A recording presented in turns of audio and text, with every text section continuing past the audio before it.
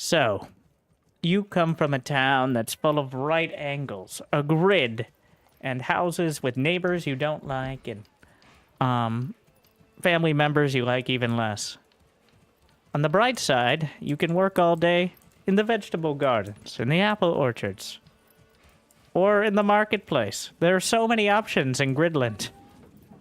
And unfortunately, they're all right angles. So we've kind of worked out. Before we restart, with the knowledge learned from Gridland, your dedication will be rewarded. With the knowledge learned and the excitement apparently that people have for it. I don't know why we're going to talk about some of the basic mechanics and the issues that, well, starting out, what do you need? What do you need? What do you want? What do you need? They're two different things. One, I think the easiest start after trying multiple things is going to be the rich wild animals deposit. What we're going to do is a series of guides where I shamelessly min-max, like, default difficulty in order to accomplish the scenario in a timely manner. And then maybe I'll do, like, an aesthetically pleasing. I've already done some pretty aesthetically pleasing and good-looking stuff. But first, relentless and shameless and heartless min-maxing. And then, why I see chicken house more than vegetables? Because you don't need nearly as many vegetables as chicken houses to keep up. I feel like chicken houses got nerfed dramatically because in pre-release, I could have like 1 in 5, and I'd still have a huge surplus. But with the release, it seems like 1 in 2 is still not enough to have much of a surplus. So, interesting. I don't mind it, but like, that does make sense because you just got a few chickens back there. Though you should have more. Moving on. So, a few things. I've learned I'm going to do essentially what, again, we're going to treat it like Against the Storm.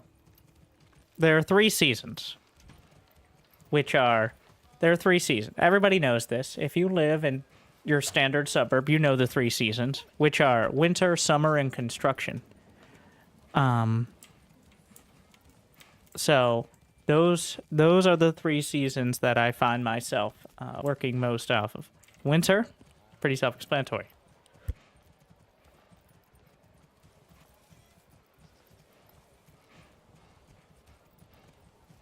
People get sick. All right? No. And then spring is the planting and harvest season. But construction I've found to be most effective during like April till July-ish instead of during winter. Because you can use winter to move everyone off of like foresters' huts, off of farms, and I gather firewood, all that. Make sure all the logistics are set up. And then during those months when you don't need as many families on construction. Of course, this city is much larger than you need to accomplish most of the basic goals and development points and all that. Another one is understanding how trade works. The major mistake I made in my tips video, which remember was just like things that I thought I knew at the time, like, was that you can trade without a trade route. It sucks, but you can technically trade things without it. Though I stand by having a trade route is so much better. Because you don't... when you open up a trade route, and now this, in my opinion, needs to be fixed. When you open up a trade route, it essentially brings a dude with a cart from the trading zone, which is this is not a figurative, that is a literal area on the map, where they will go to, the closest one, which is why we have a trade post here. If you get a horse, that is only for circumventing trade routes. That is it. The horse doesn't do anything, because if you get a trade route, that dude already has it. Essentially, you're paying for the horse and the dude. And each one of those goods, and this definitely needs to be switched, each one of those goods gets a horse dude. So, that is why there are so many, is every single trade route, even if it's inactive, they will, this. Occasionally, this will create traffic jams where there will be so many that they will physically block each other. And in that case, I have a great solution that you're going to love, which is you have to delete the trade post and rebuild it. All the stuff will be maintained, but you have to, like, restock it. It's not ideal, but if you get to that. Anyways, moving on. I like the game. The summary is, I like the game. But there are a few cases where it could be problematic. But, all right. Well, we're abandoning... I've been using that save to test things because everything is essentially working. And I just adjust production, whatever. I pretty much can build everything. So, with that knowledge, we return to the main menu. And here's another thing I'm going to do, is I'm going to make a save. I am going to shamelessly min-max my start. Because you randomly get put in one of the territories the Baron doesn't control, and the resources and the rich resources are randomized as well. So,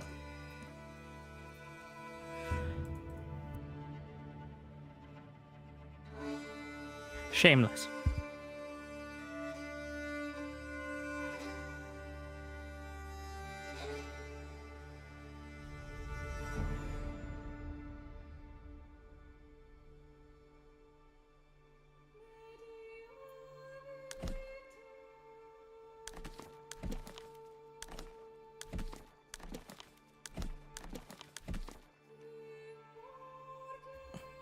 All right, Fritz.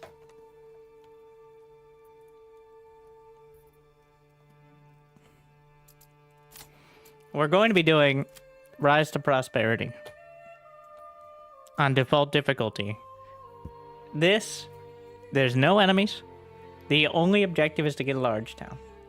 So we're going to demonstrate how to do that with no other pressures, but in a pretty much as timely a manner as possible. I estimate we can get it done by year 3. If you really min-max it, it might be year 2. It depends a little bit on the start. But in order to get to tier 3 houses, you do need some ale. Though not, you only need it when you need to upgrade. Key point. You need roof tiles and enough food. So that means in this case meat, berries, and then you got to fill in one more. You don't got to fill in 2 more because it's only once they're tier 3 that they want that extra food. Just 1 more from there. So either importing food or, well, probably vegetables in this case. What am I saying? It's gonna be vegetables. All right.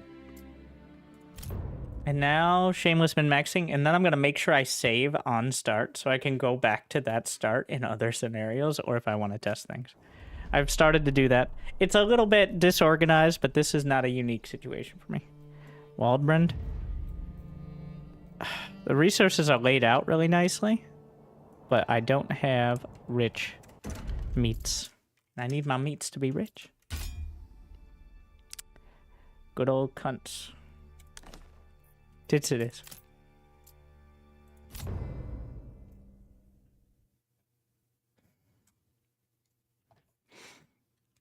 Yeah, I like the art a lot.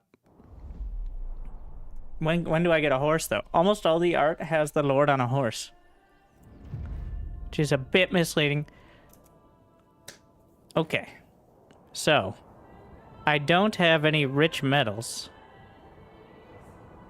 but there is enough. So if the objective, I'm going to point this out. If the objective here is simply to get a large town, this is fine. In fact, arguably great. If this was a more expansive one, I'd probably want meats and metals to both be rich deposits. But, and because we only have 1 rich deposit, here's the other richness. Fertility. So you always have 2, but if you don't see 2, it's because it's the land itself, which we're very unlikely to be farming, but... Alright, I think we work with this.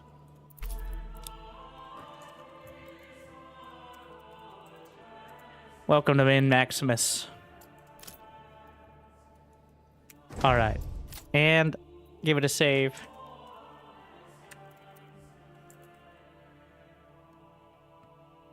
What is the name of this one? It is, Prosperity... Rich meats and land. So, we're gonna need to update this saving system to not... I like the thumbnails, but they do throw me off.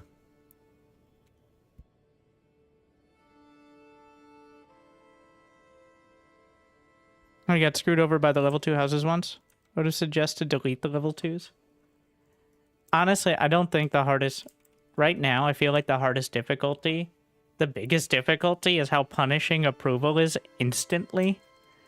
I just don't like that tuning at all. Like, I know you can work around it, but that is not the kind of game. It's partially because the marketplace is so unreliable at the moment. So... Reach settlement, large town. So, some people have said you can upgrade the homeless tent, which I didn't realize. So that could be useful early, but I don't need to worry about that. Well, actually, let's test this. If I upgrade it instantly, we're doing a perfect start. Let me think. So, I haven't tried this before. We're going to do this first. Very high. So this way we don't suffer the approval loss. That you usually suffer in that scenario. Where's the water? Okay, there you go. Next thing. Well, we're gonna make... This area is pretty much throwaway. Remember, it's Min Maximus. We're on the grid. Because everything's way more convenient with a grid system and using roads in order to... kind of define areas. So, second thing is going to be a second hitching post here. Wait, where's my berries? There they are. Yeah, we can just get logs from over here. And we're going to expand probably along this area here. So the plan will be log and firewood from this side, drags it over. To here. I can even set the roads up. You don't want to have the roads too far originally. Yeah, let's first figure out where everything's gonna go. All right, make sure this is all kind of sectioned off. I'm trying to make the roads all one chunk, so because there are some weird interactions if you make them like tiny little chunks, though sometimes it looks better, so we'll keep that in mind.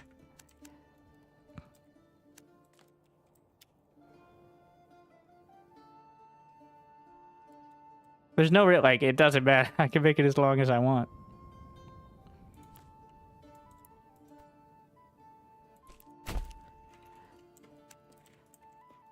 And where the rest of the resources, they're all over here, which means we'd like the storehouse on this side. We could always just put the storehouse. Yeah. I have decided. Here it is.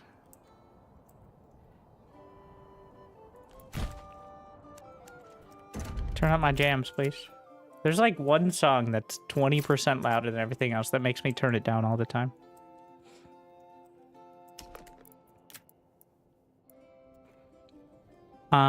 We're going to have the market. That's not a perfect 90-degree angle. So what I could do in order to set a perfect 90-degree angle is, while paused, lay these down, set up the roads, and then demolish them, because they're just plots on the ground right now. And don't cost any resources. So...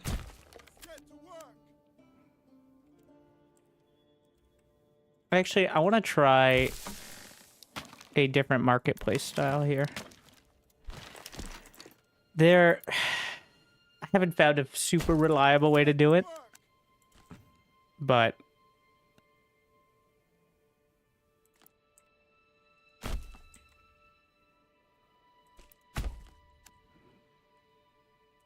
looks good to me. And now... we're going to have the market extend.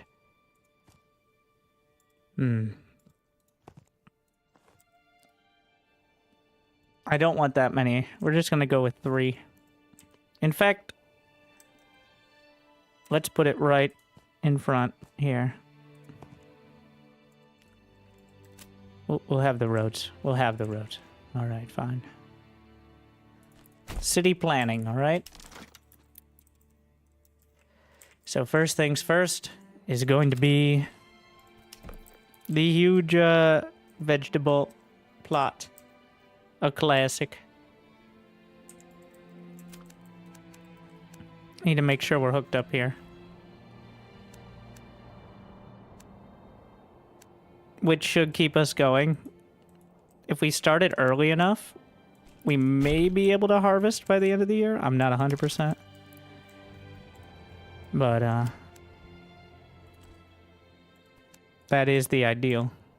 Oh, don't want to bring that back too far. I think the roads can go through the berries and be fine, but... where are those berry bushes? Well, this is convenient. You gotta be a little careful, because if I put the mining pit in the wrong spot, it's going to make the deer unhappy. So don't do that.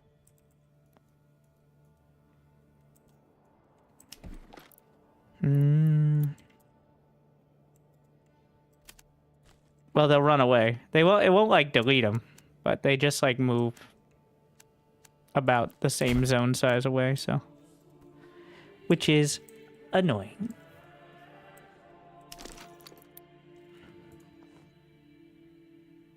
Okay.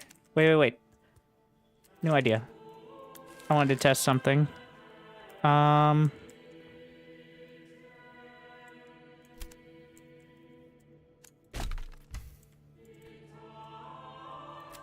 This seems like the time to do it.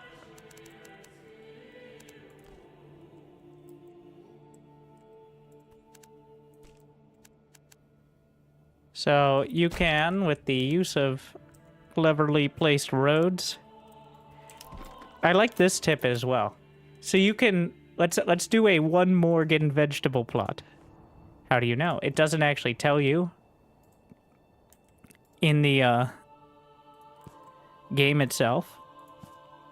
All right, so, but if I make a plot that large, then... all right, we got it. You can use the farm tool for measuring it, just to get an idea of how much land you're going to have. Which is pretty cool.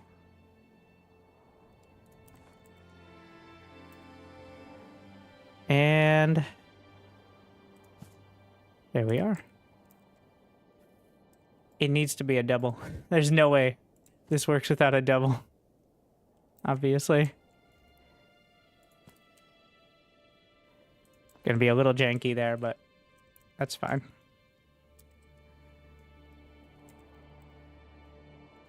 In fact, let's turn the entrance slightly. And see if that gets what we want. Here we are. That looks like it should be the right size there. Yep, it's a double. And I like it. There you go.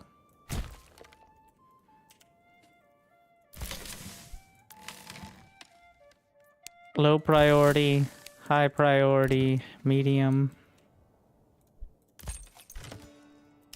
And that will leave us... wait, how much does a logging camp require? 2.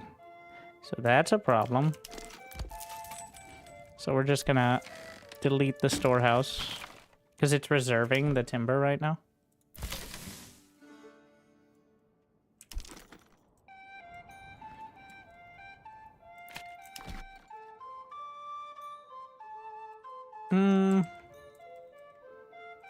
Yeah. The granary can wait not long, but it can be right after. We need the logging camp started. So where am I going to be building homes? Along this line mostly. I want to put the logging camp somewhere it's going to be useful without getting in the way. Always the struggle. Any of you have that struggle?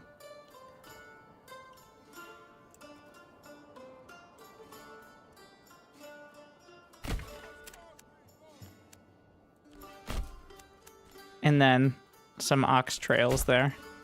Make it easier for them to move around.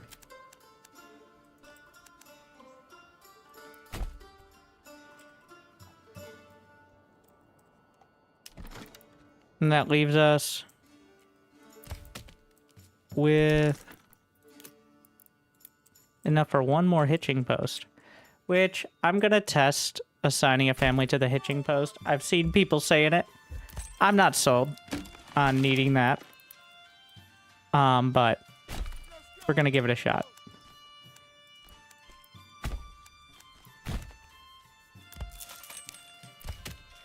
High priority. Low priority. Okay. Just want to make sure we get that started and they start it. Okay, so... Oh yeah, what am I missing? The market. The market you can set up beforehand, so that way you don't have to worry about it later. Let's see if this is enough space here.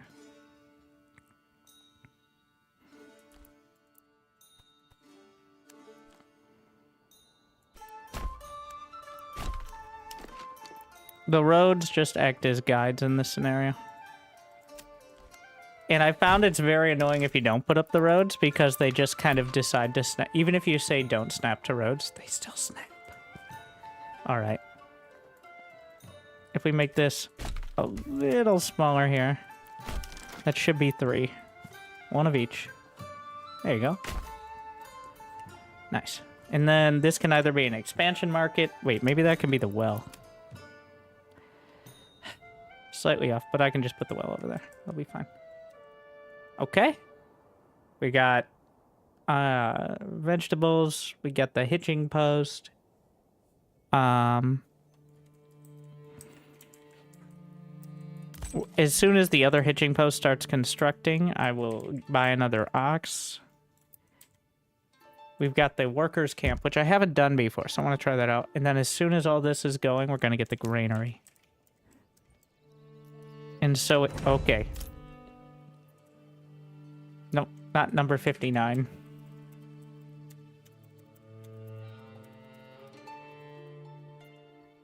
And in case, for some reason, I want to reference it, we're going to assign one family to the ox here.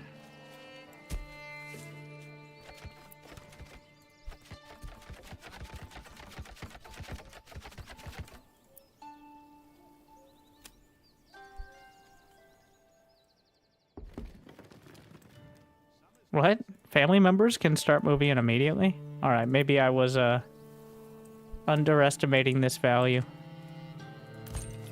Fair enough. Alright, we're buying another ox. Your people no longer will move in your houses, it's bugged. That doesn't sound bugged. That sounds intentional. I'm just gonna delete the homeless camp once we got the houses built. But it'll keep me from suffering the approval loss, I think. Because right now, the reason to build it, I think, is to... Okay, you see, this is it. This is the one. This is the song that's way louder for some reason. Here we are again. I know by the mournful strings.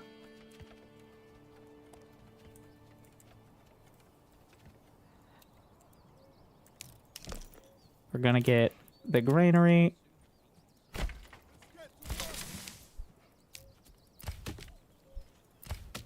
This is still highest priority. They can't do anything till the ox brings another one, which is why we're getting a second ox. I don't know when it gets here. Does he have to, like, drag it, or does it just show up? It says I have 2. We'll need to lift this beam to the roof.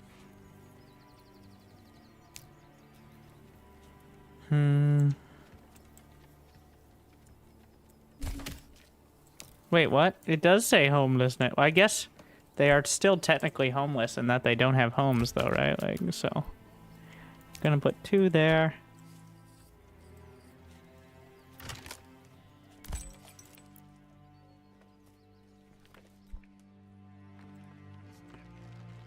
I have a second? Yes.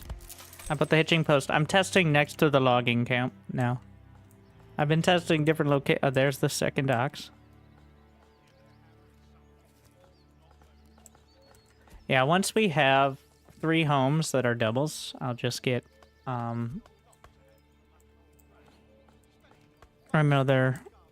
I'll delete the homeless or the workers tent, I guess. Does assigning families to hitching posts make a difference?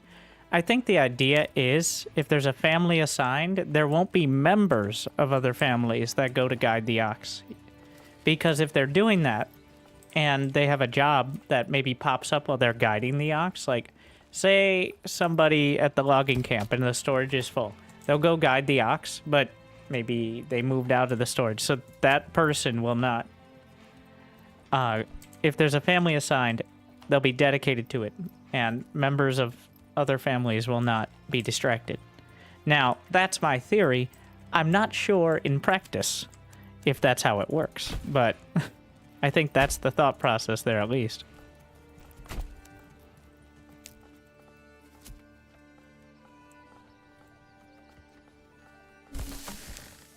Alright, putting 1 in the granary here. I'm actually going to move off this hitching post onto this one, which is more relevant, because there's now no more. In fact,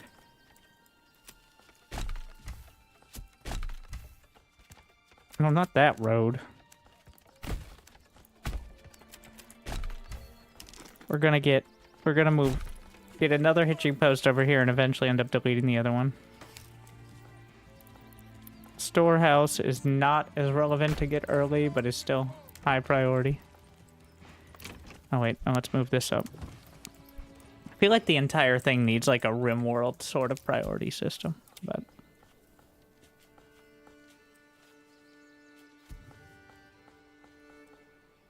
Who's using the auger? I need to drill holes for the pegs.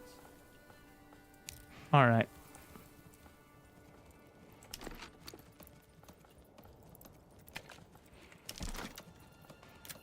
We're going to get the berry farm.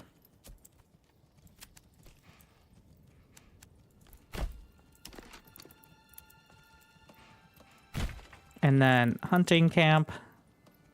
Nope. There. Perfect.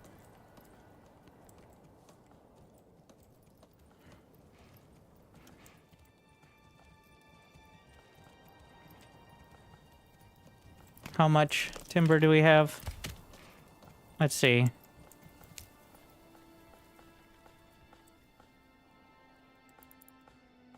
I'm gonna need...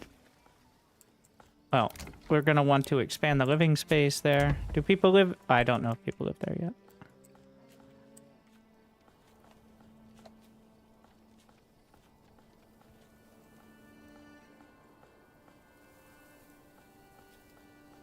Working on the storehouse. Are there any more resources? Not yet.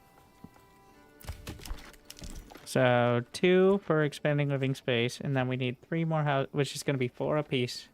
So 8. So pretty soon. It's kind of hard to tell, like, because they're all debranching trees, which means they need to be dragged by ox back home here.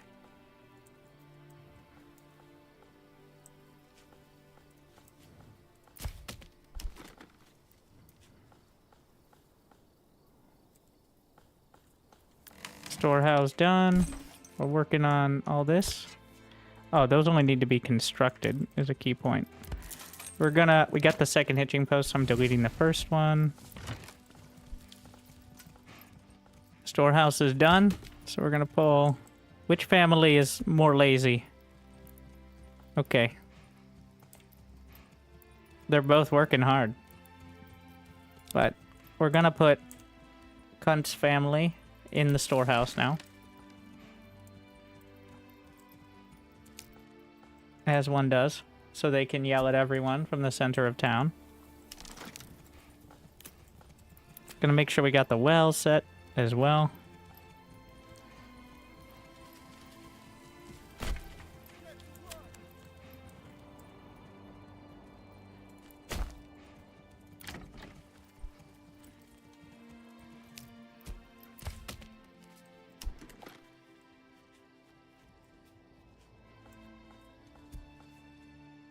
Is moving a building not faster? I don't notice a difference because, like, it deletes the building and just constructs a new one. It seems like it's exactly the same as constructing a new one, except you don't have to go through the menu. Like, because you still have to drag the timber. Like, if it had timber in it, it doesn't magically get teleported. It's just dropped to the ground. So I've gotten in the habit of just building a new one and then deleting the old one to not have like a gap in production time or useful time.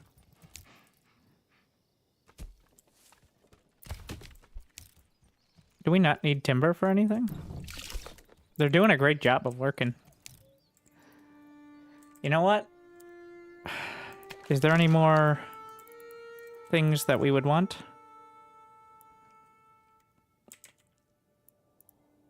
Obviously the church. I'm just trying to see if there's any more stuff that I can slam down that is going to take up space. Not at the moment.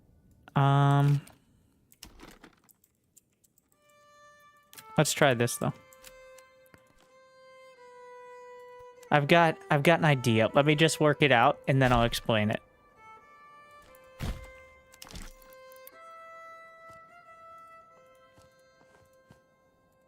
That's not enough for a backyard.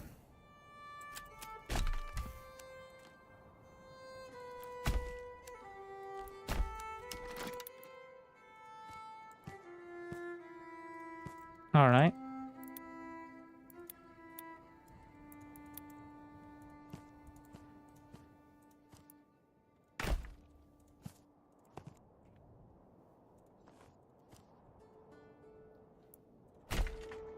Okay, it's pretty self-explanatory, I think, but there you go. Vegetables, vegetables, and then not vegetables, but I still wanted to take up that space somehow while still having the big vegetable plot in the back. I don't think we'll need more than 2, but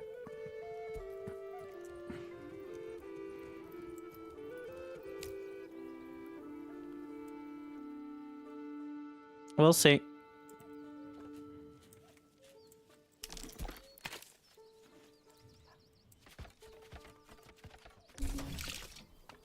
Oh well. Nice. Has no one moved in? Vegetable garden construction.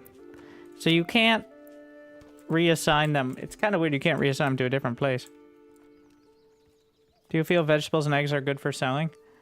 I haven't really been able to get a surplus of the eggs, but vegetables are good enough. Like...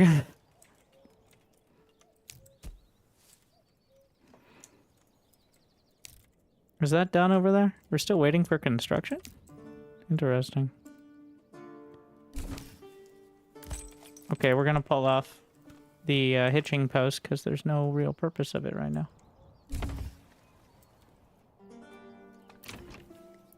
I mean, there is, but we have enough space, so...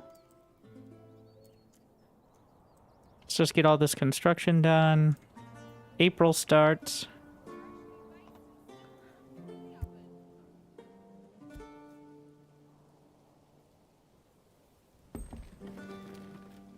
Wow. Okay. All right. I've never had a family move in month 2 because I always had the homeless debuff. Okay. New starting tip. The tents. So if there are any bugs with getting them to move into the homes later, but that is quite a buff there.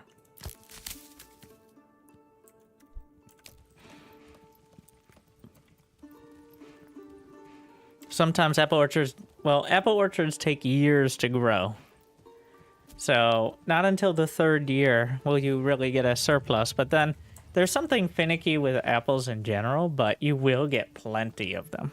It's just, I'm not sure if they're giving much of a benefit.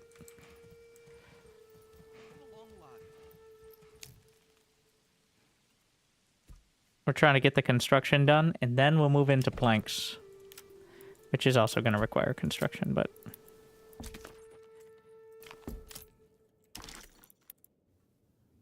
Let's go, people! This will be our production lane here for now. Hunting camp is done. I'm going to have one on each flavor of food.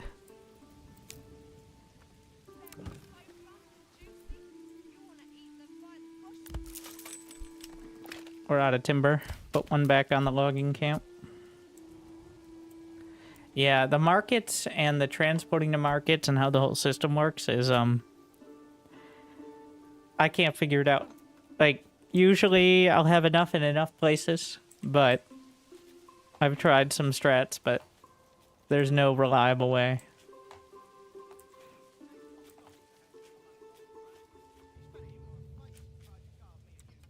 The market system's kind of cool, but it feels like an extra step that isn't quite worked out at the moment.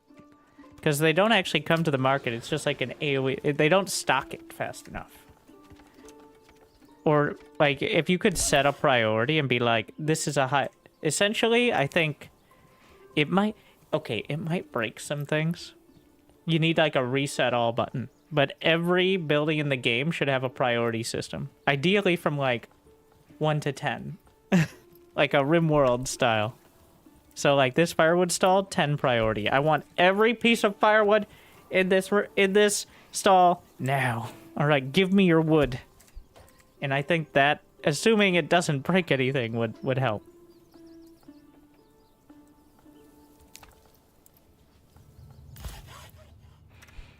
Do we have... Okay, first I need to figure out if I have more construction. Okay, big move.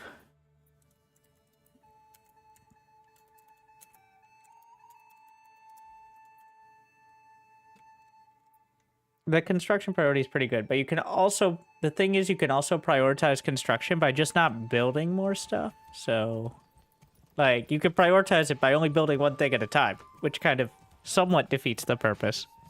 Not 100%, but... Things do happen from time to time. I'm gonna delete it. We should have enough homes. Yeah.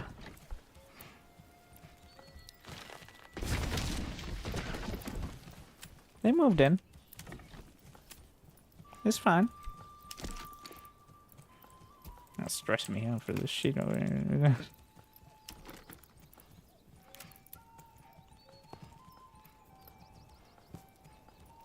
Okay, we're gonna have a small trade house row here.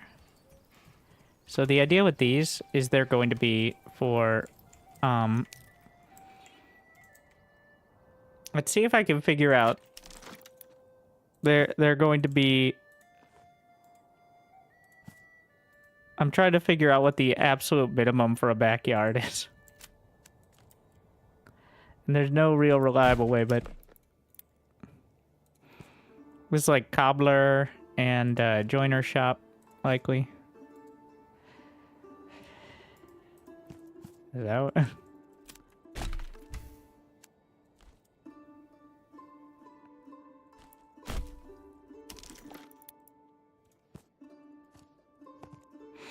You also have to do this side. Because otherwise, I don't know why it snaps to different points. But you can just outline everything if you'd like. Might take a few tries, but...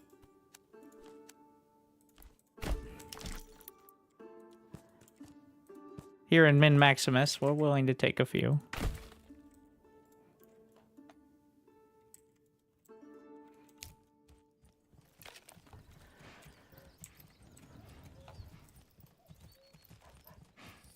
Best farmhouse to field ratio?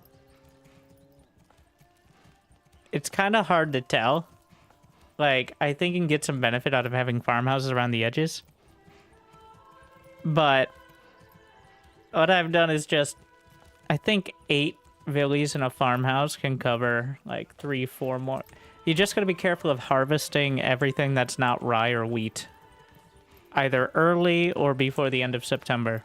Rye and wheat will not be killed when October starts, but the other crops will.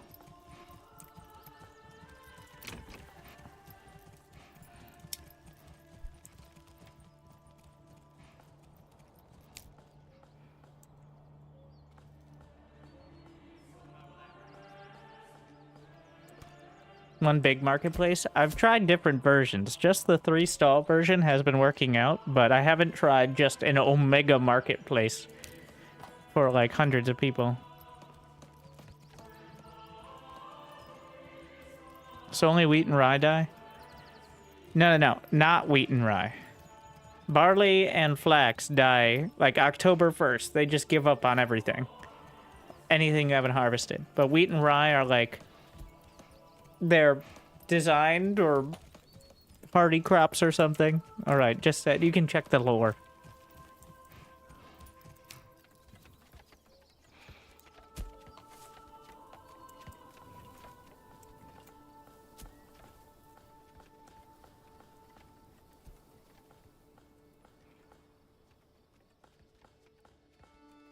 We're going to aim to have the church by like August.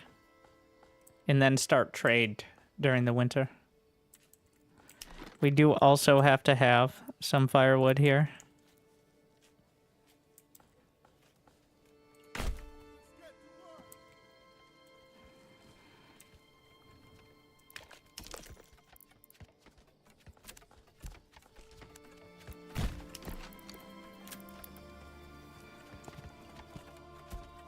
Again. At this point, just give me an actual grid. Like... AoE 2 style. I don't know if we're gonna have these all be artisan workshops here. You know what? If I'm gonna do... This will be for like a brewery or... I haven't decided yet, actually, but we'll do a double, because they don't have nearly the food requirements. Just ignore the stones on the ground there.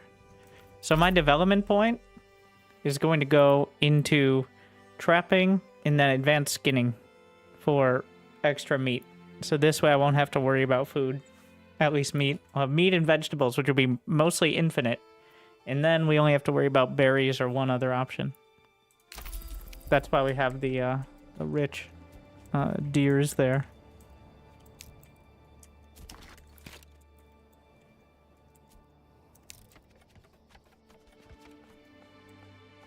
Have you played around with reposition? Usually when I reposition a stall, they're like, fuck you, and abandon it. That's usually what happens to me. Like, I'll demolish them and they'll rebuild sometimes and it'll be fine. But if I reposition, they'll rebuild it and then nobody will work the stall, is my experience so far, unfortunately. Like,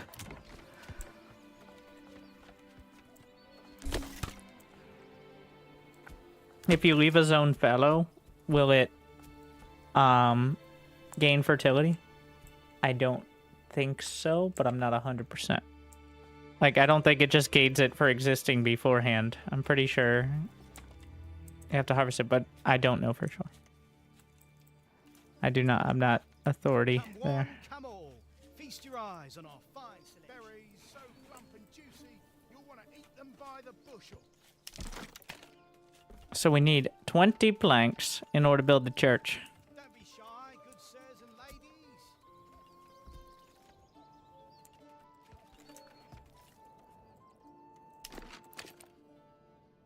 We have enough berries this season. I'm gonna pull off the berries for now into the saw pit. I don't know if that's the same family. I could reassign it manually, but... So plump and juicy, you'll want to eat them by the bushel. I've raided 2 bandit camps. I don't believe camps gain influence. Fighting the bandits does. The camps just give you wealth, but I'm not 100%. Usually they come hand in hand, but occasionally you'll get one or the other.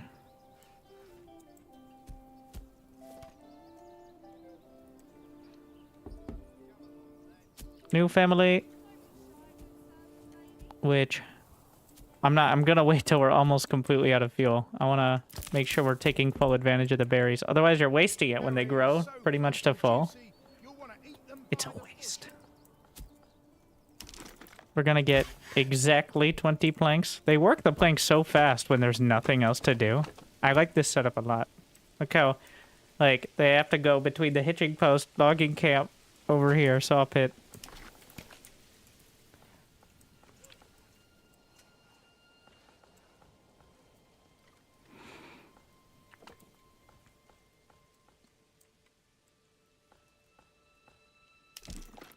And then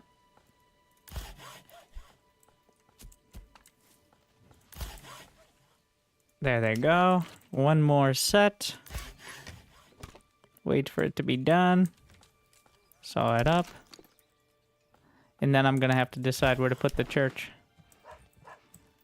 You know, someone should just be waiting. You should have to come work it every time. Like, that's your entire job. Just sit there. Like, we're paying you in food and shelter to do the saw pit. So just stay in the saw pit. Hans. One job.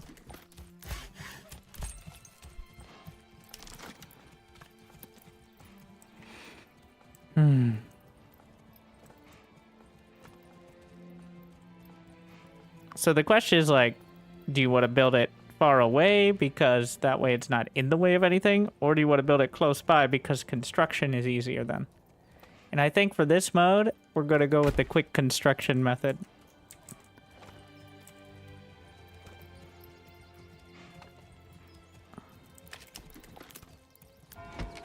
High priority here.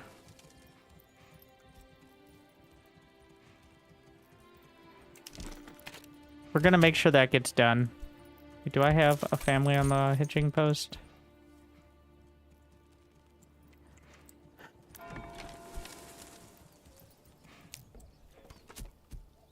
So they gotta bring all the goodies.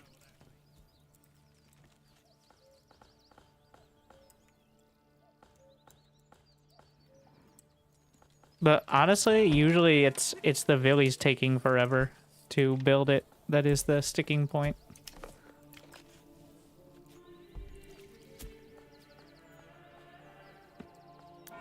Not the ox with timber.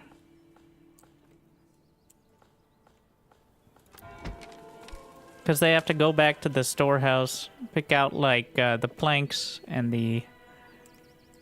So interesting that the storehouse can face this direction, but they'll still just walk out that way anyways, like...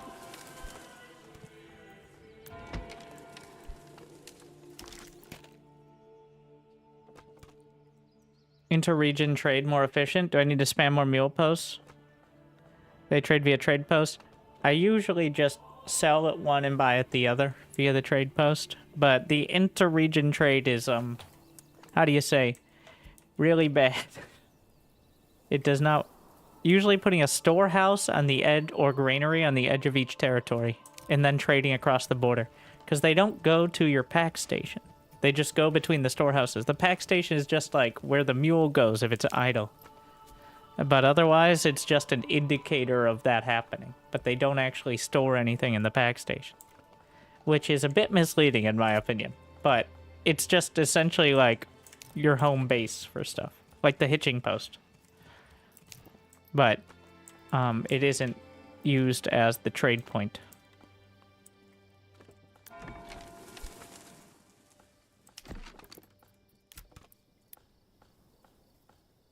Am I gonna need... I think technically you can do all this without... I'm gonna get the stone cutter camp because selling stone is like the easiest thing to make money early. It's literally rocks, and it doesn't matter how low the price is, you're only getting one a piece anyways.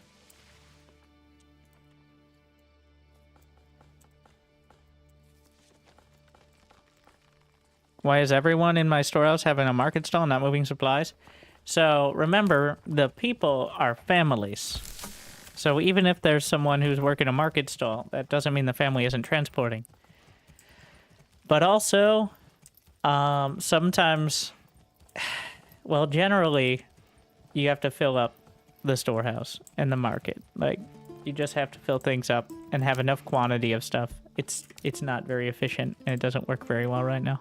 So it can be a mess. Sometimes you can reassign, like unassign and reassign, and that'll kind of fix things, but not always. It's not the most reliable thing.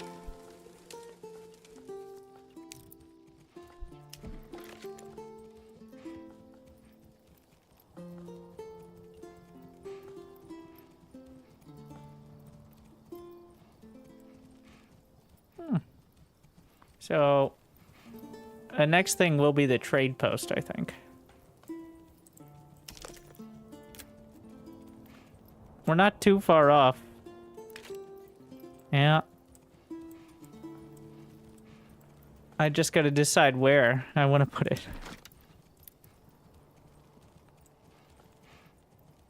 Because in order to work the trade post, what they do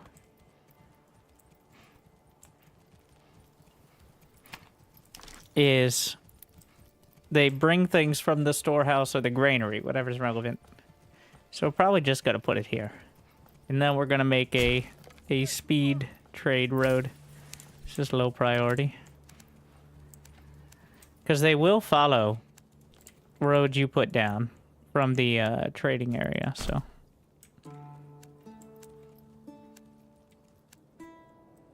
That's not too far, but I found it early on, like, you don't have the quantity of goods to justify just trading right next to it, so. Don't you get increased tariffs if the trading post isn't on the King's Road directly?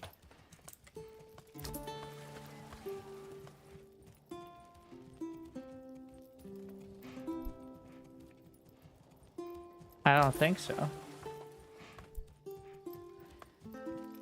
Like, I think you just have the same tariffs unless you get the better deals. I'll test it. Like, I'm not importing, but we'll take a look at the prices.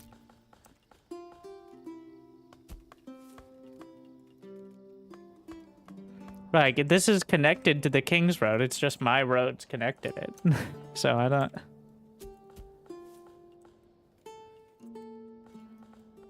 It's like, my roads aren't as good.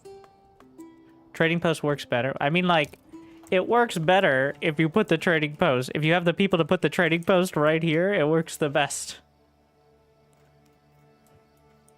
But, like, the logistics are tougher at this point.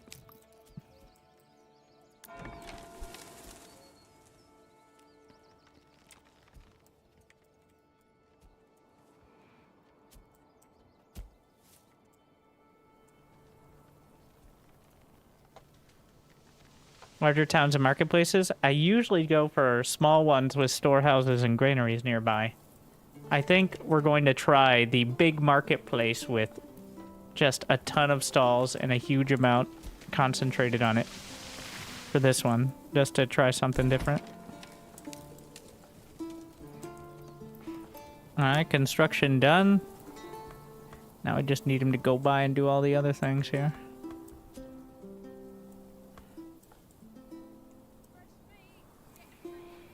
Does not work. I've never had them consistently fulfilling all needs, but unless you're on the hardest difficulty, we're on default right now. That usually isn't an issue. You can usually still have 80 to 100% approval, even if it's not 100% covered all the time. But it doesn't feel great, to be honest.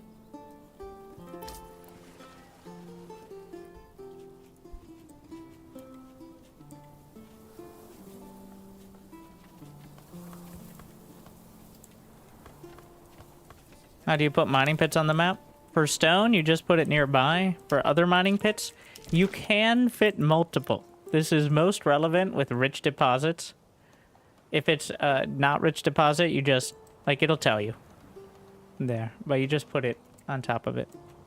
But with, like, the rich ones or the deep mines, you can get, apparently people have fit up to 3. So here's the trade. Tariffs are 11. It says connected to the road network. I'm going to now build a trading post on the King's Road here.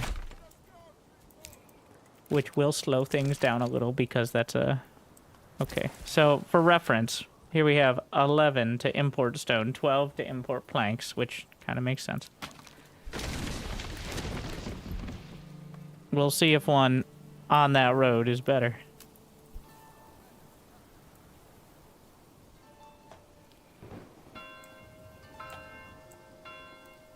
Hopefully we get a new family. We should get a new family sometime this month. But I don't know why it would be better. Yeah, there we are. Usually near the start of the month, but...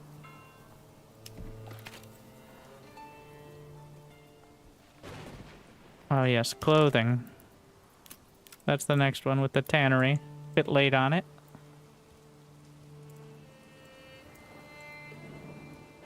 So, in my experience, they will directly come from the hunting cabin and place it in the tannery, which is quite convenient, but... Hidden fee? No, I think, like... It's just whether or not you have that development point. But we'll see.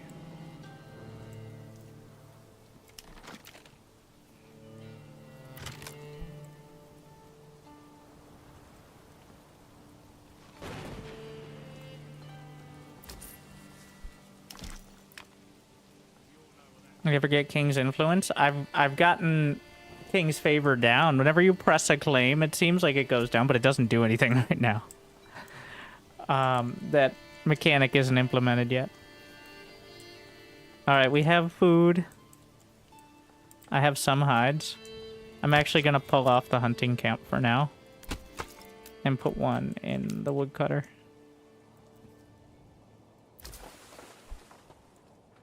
You need firewood? Thanks for the tip. There would be no way to tell otherwise.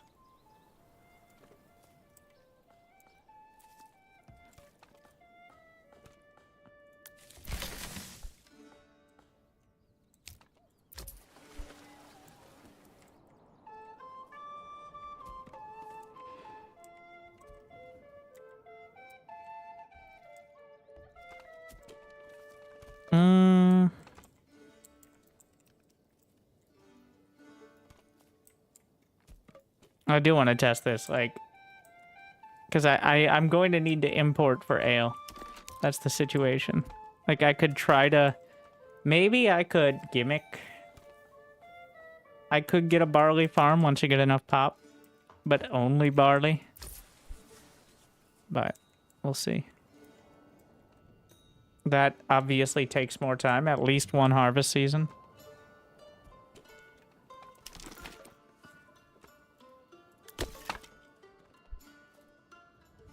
Alright, we got enough fuel now. Pulling off. So let's think. Everything else takes timber. The manor itself costs. Once again, I'm not... Well, I want the, animal policy, ideally, but...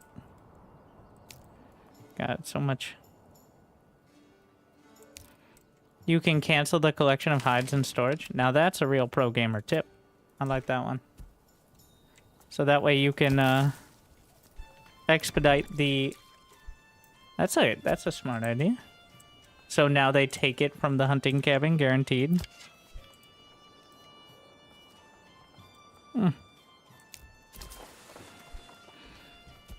God, the construction on anything that isn't nearby is a real struggle. It's been a full month. Come on, guys. I guess I could have put this on, like, highest priority, but... Just to prove that it's not the case. Yes, same price. Maybe the trade route? Maybe it was the trade routes? Did somebody... I'm gonna go back in my own... or somebody can go back on YouTube and see, like, maybe the cost of the trade routes is less, but I don't think so, like...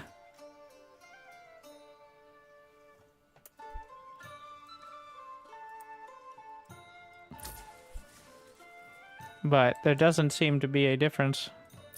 It'd be weird to me if there was, to be honest. I'm putting one in the trade post, and we're trading down to, what, 20 stone?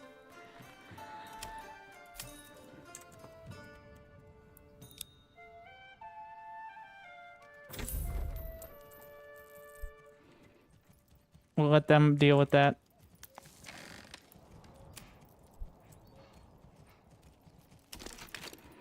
And, okay, let me think. We're going to need the clay. In order to get the clay furnace, we need one in the tannery there. Mining pit.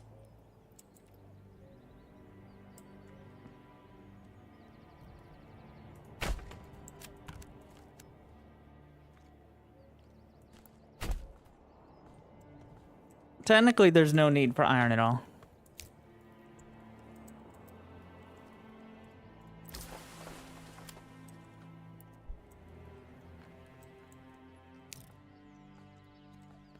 Why are you going that way? How is that faster? How is it faster to go along this road to stock goods? I'm deleting this. There's no way that's true. Like, the storehouse is there, the trading post is there. There's no way it's fast to go this way.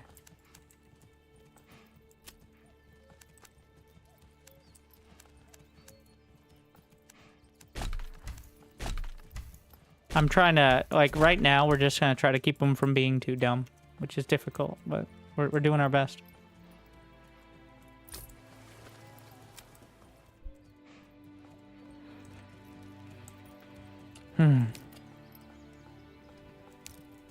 Okay. Tannery, clay furnace. So who stocks the clay furnace? Is it going to be people who work it? Or I think it's people who work it. I'm gonna try building it right next to the production here. We'll see. Because it needs firewood. Is the key part there. Oh, we need more houses too. Oh my god. Struggling.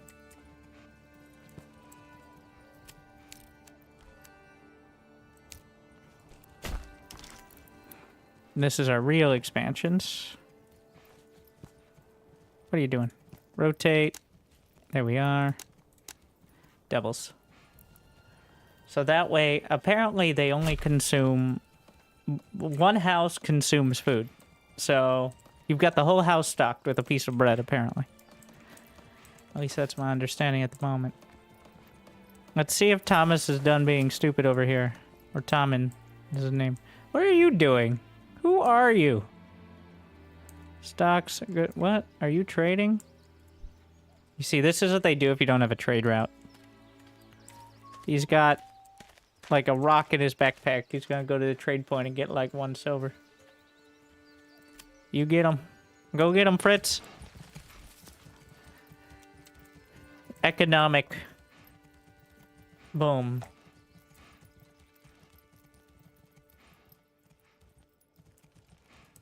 So in order to get level 3 houses, you need planks, but level 2 does not. Once we have that clothing stall up, we need to get these plots.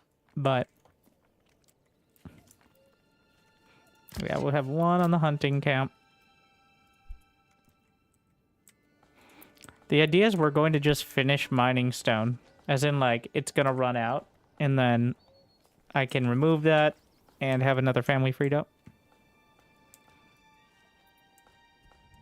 I'm just working on berries, so that way it's no longer growing season, so I could move that family off. But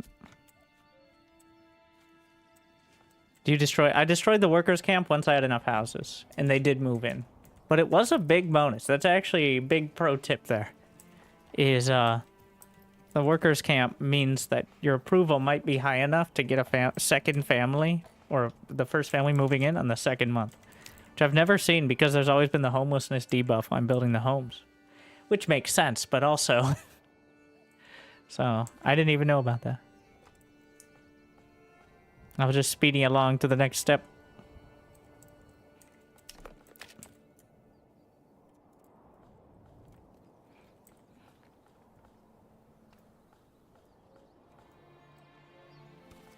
Can I post a screenshot of the YouTube trade post? You should be able to, yeah.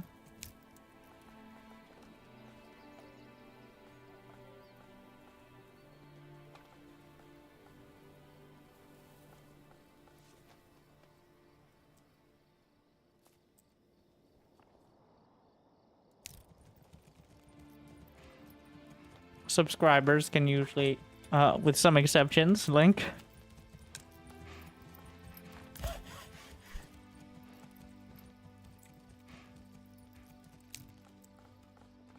So we're trying to finish off the stone mining. Transporting the timber. We have 2 months of fuel, but we don't need that much. I usually like to look. Apparently we only need 6 firewood per month, so I guess you could do the math from here as well, but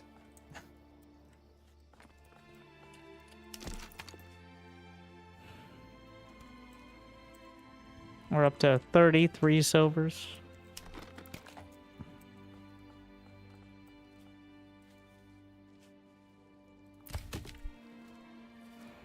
Forge the size of the tree, growing a circle around the hut. Unless you set the work area, it will, yeah. But you can set a either wider or different work area.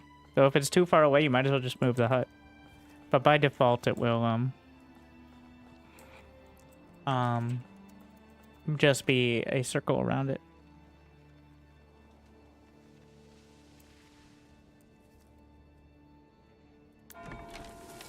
The church needs stone. How much does the manor need? 15. I lied, I need 35. I knew this before.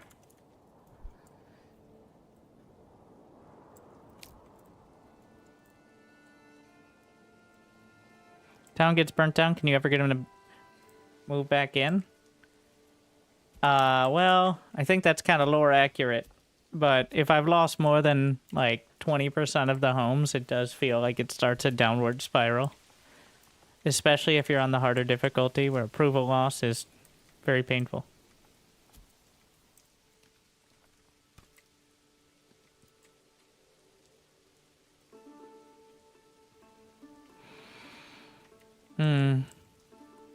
Oh yes, one more vegetable garden. We have the money now. That's part of what we were saving for. What are you growing? Those are vegetables. Got 2 families there. They're taking their sweet time sowing them, but the idea is once they're going, by the 2nd year, it'll pretty much be unlimited vegetables. So, and then we'll have everything we need. Berries, which should last at least until we get too many families. It should last a year with 146. So right now, per month, we're using about 6. So should be okay.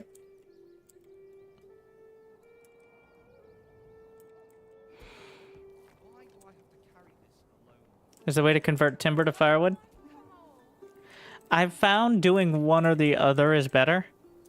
I felt like because like they had all this stuff, like they would debranch the tree, they kind of work against each other as opposed to for each other, unfortunately.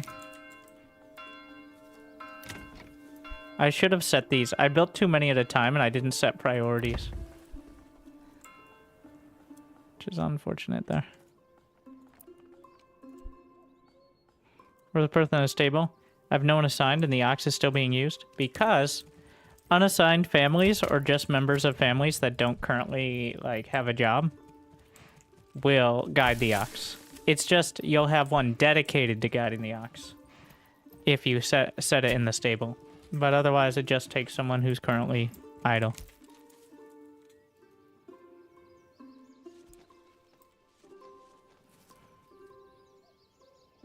Almost there. Oh, the reason why there's not too many people stone cutting is because... Okay, we need to make sure that these people are working in places that don't require a ton of manual labor. Which I guess forager and stonecutter is fine because both of them will run out and then they can focus. More than 2? I found 2 to be about the right number. Like the one extra early past that, you don't really have that much construction. You don't have that much labor to work with. So.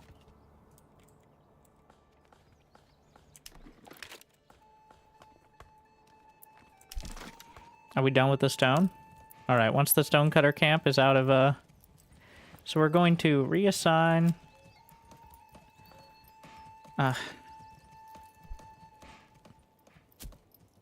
If I reassign this family to guiding the ox, will that... Because you only need one person. That means the rest of them can focus on the vegetables, right? Yeah, I think so. So we can dedicate that.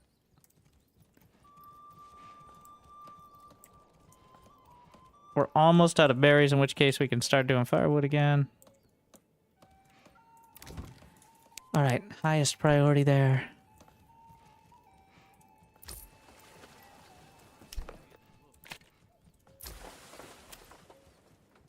They're still doing this.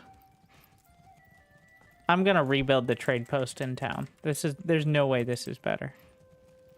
The sheer, I guess if it's only one family, but that's 1/10 of my labor right now.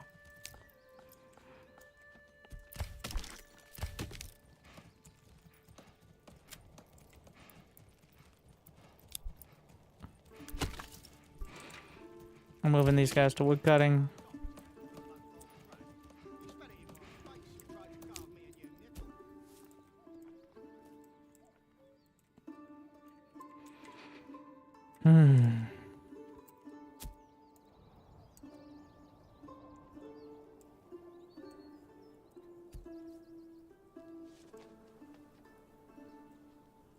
Got plenty of meat. If I build the manor, which is a huge amount of construction, that's for construction season, I think. We're almost out of berries, in which case we're going to have one more construction family. Finally. I actually made a pretty big mistake in not having these done for like a month, because very likely people would have already moved in. So that was not ideal. I should have always... You always want to have at least one free. Don't be shy, good sirs and ladies.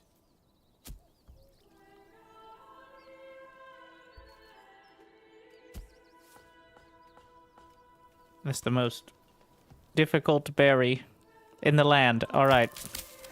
The granary worker will drag out the rest. Who moves the logs into the saw pit? From what I've found, usually not the family in the saw pit. It's usually whoever's guiding the ox, whether it's dedicated or not, will do it. But it is a bit convoluted. I wish you could make someone stay in the saw pit while they're waiting. It really feels like it should have like 5 log storage here. So that way, they can like stop. If it's a little weird, there is no, like, you can just lay more on the ground next to this one. All right. I guess you needed an ox to move it in, but if you assign an ox, but...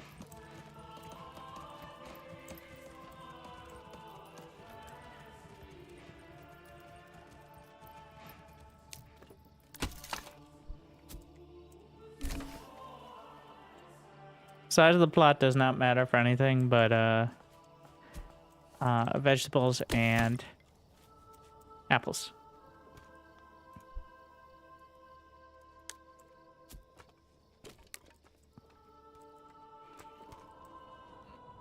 All right. We're getting all the construction done.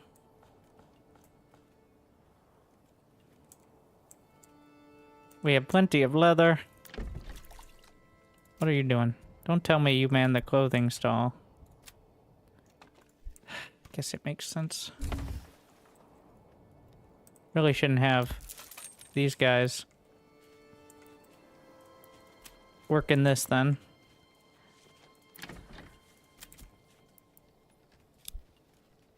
We're gonna move this family into the tannery.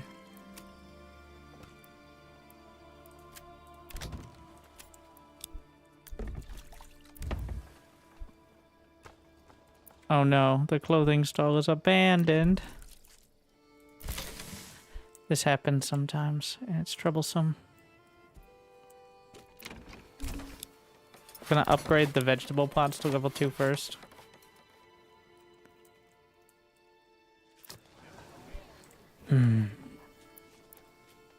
I don't know why it gets abandoned. Wait, is it remanned? Did it work? Okay. If my log camp is full, okay, increase the speeding of the logs getting taken out. What do you mean? You can build more logging camps. They'll treat them essentially as storehouses for logs. But the logging camp doesn't really... It's the ox are what move the logs.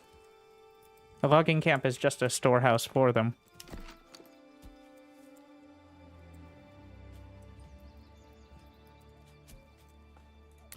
Alright, we're pulling off of the trade post for now in order to make sure we get all this construction done, which it still isn't. We have 4 families on construction. You're telling me you can't figure this shit out?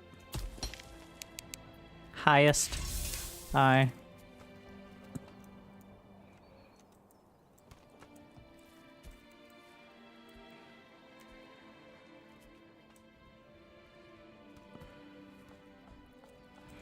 Can I dedicate an ox to moving logs from log camp to storage house?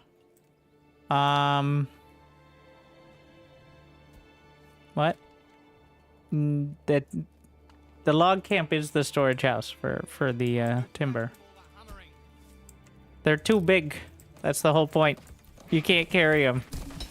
Only the ox can.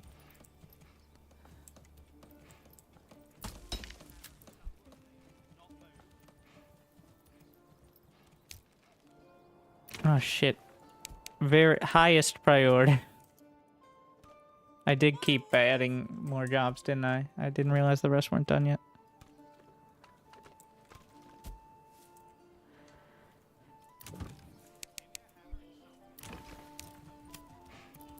No! No, I don't want you mining.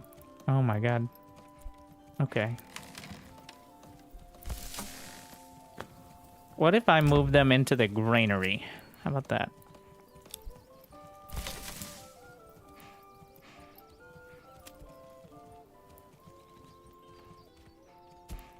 And then reassign these to the mining pit. And then... Tanner and granary worker. And then this way somebody's always at the stall. Okay, alright. Okay. Don't be shy, good sirs and ladies.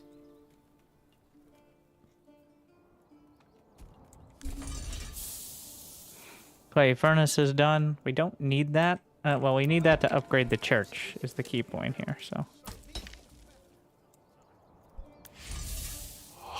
So which family do we want doing that?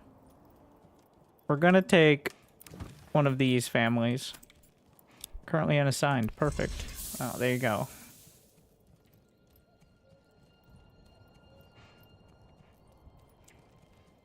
We're gonna have this family work the logging camp. Where do you live? No. The finest hides in all the land. These ones, oh, they're hunting. Yeah, that'll have to be fine.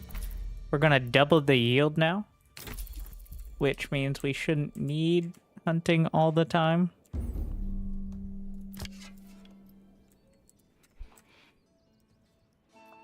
It was a good question. Yeah, it takes a little getting used to, because it's literally just timber, which is used for everything, but also has its own unique, like, kind of storage system, so.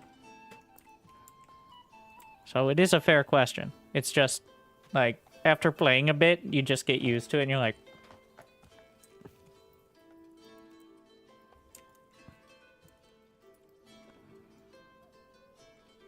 So we do, in order to upgrade, need planks and roof tiles. So let's reassign. We still have 3 months. First, where do these guys live? Yeah, we do not. Whatever I do not want one of the farming families also doing wood chopping, because you need everyone dedicated to it, pretty much. So, otherwise, they're trying to split between farming vegetables and... Why are you sick, Fritz? Why is everybody sick all the time?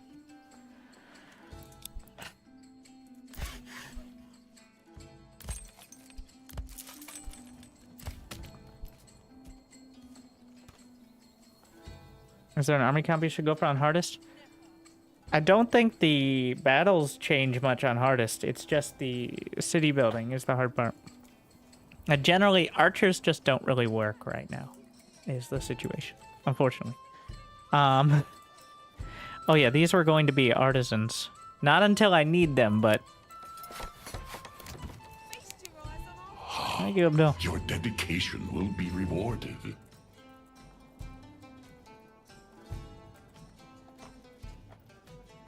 But A I new found subscriber actually has been my favorite acquired. unit is the militia footman, which takes a little bit like small shields and sidearms, which are easy enough.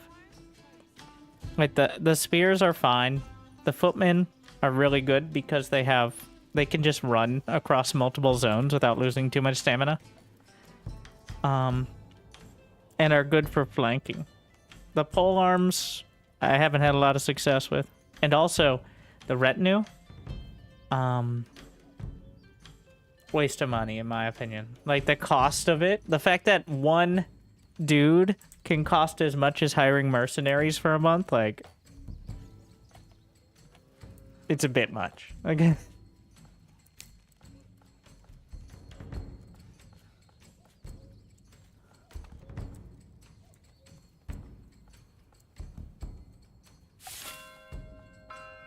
They seem way stronger. They are way stronger, but I'd rather just have more militia.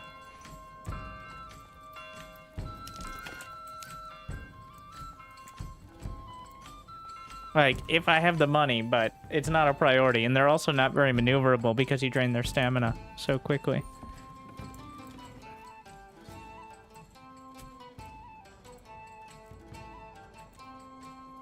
It'd be nice if you could, like, it says it's work in progress, the recruit. If you could recruit them from your town, like advanced militia, maybe they're, like, more dedicated to it, then that would definitely be better. And that is the plan, from my understanding, so.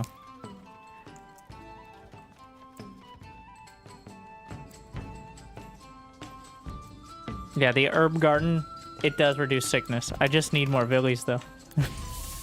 That's the issue at the moment.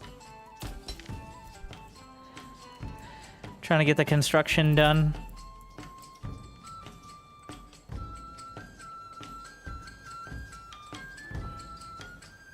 Once you get like 7 years in, the Baron just buys all the mercs if you don't have them on retainer. Which is not an ideal situation, I don't think. Like, it's, I think that needs some tuning.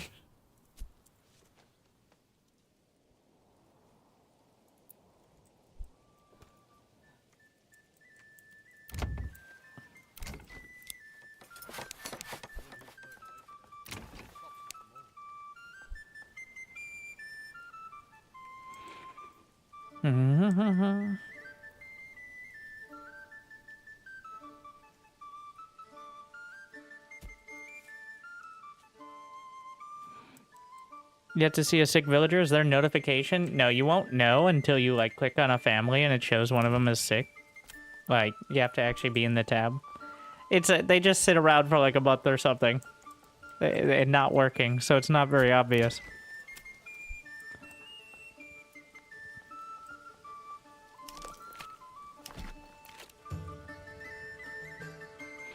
We're low on the firewood, but I'm trying to consolidate.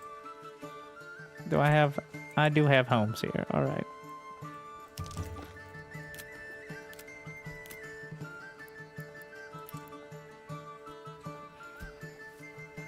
We're gonna need some more plots as well. That looks good for adding them here. Let's see. Honestly, I was just gonna put the tavern. This is lowest priority.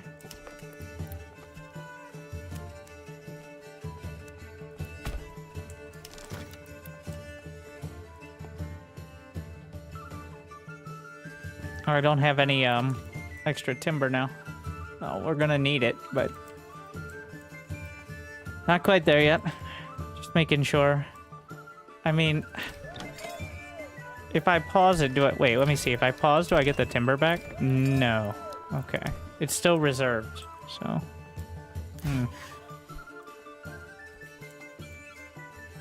Interesting. Not as fun. I need 10 roof tiles for the church. You know, that actually should be first. That's by far the biggest boost, and I'm gonna need it for level 3 anyways. We do have 10 planks already, right?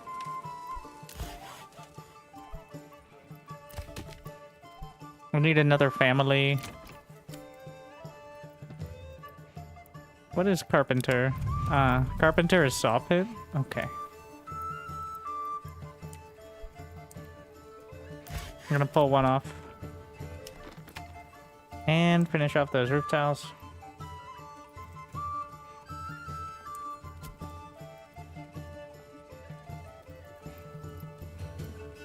Still have several pieces of firewood, it's fine.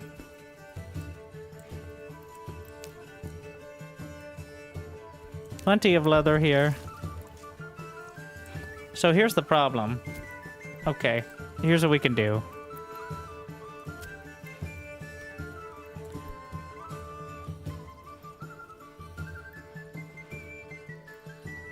I want them to be unassigned. I wonder if we're gonna need to move some people around. How much clay do I have? We're working on it.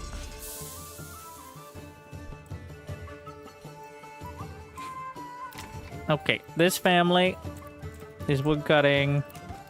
This family is hunting? Wait, what? Where the hell are you? What the fuck? What? Where did you get that meat from? Another zone?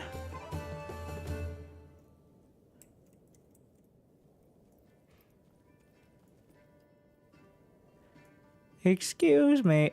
Wait. Did he? No. Where is he? Did that deer run off?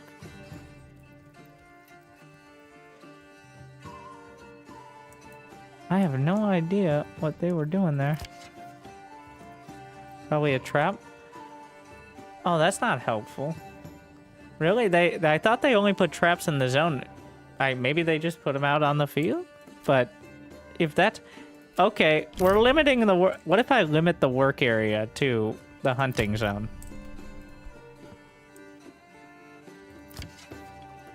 Yeah.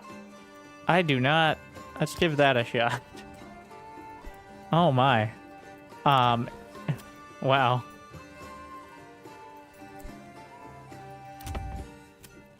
So these guys are unassigned. Now you take over the tannery.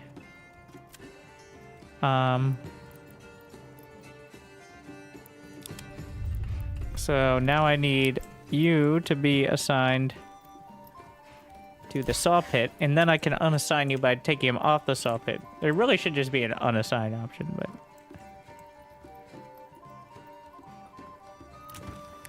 You should be able to dedicate them to their jobs of plowing the massive fields back there, but... Alright.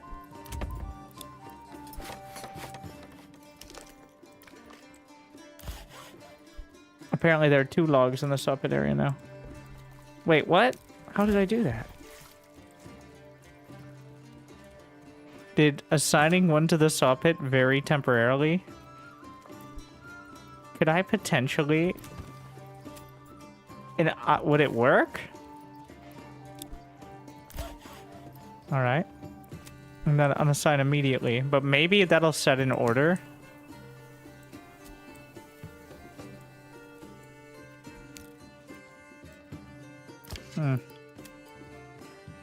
Transport. Excuse me! Oh my god. Well, I set the work area, but... Yeah, it might just happen sometimes. Really should just be like 5 in storage. Alright, I stand by that.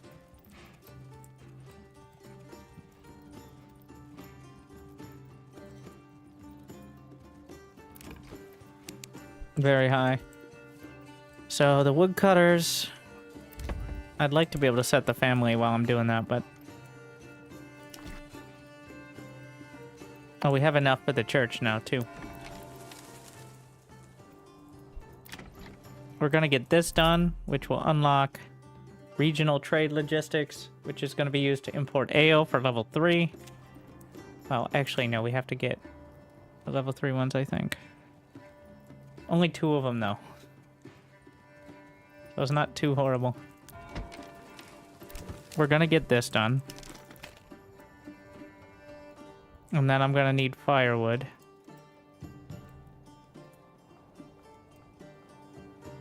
We have the meat, we have the leather. In fact, we're gonna reassign to firewood. In fact, we're gonna reassign these guys as well. Get that done.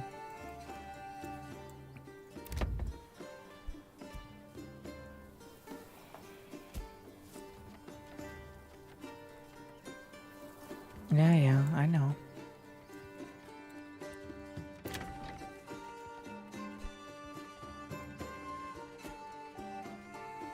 Let's see. How long till harvest? Did these just not plant, or did we harvest them already? Or did they... This is why I keep trying to have them do jobs near home. You should be able to just assign them to, like, the vegetable farm.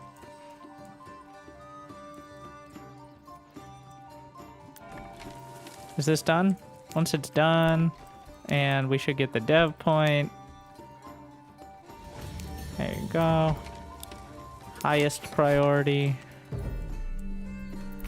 Now, this doesn't give any real bonus right now, but it's going to be very helpful for dealing with ale. Because we do need level 3 plots, which means we need at least, like, a few ales.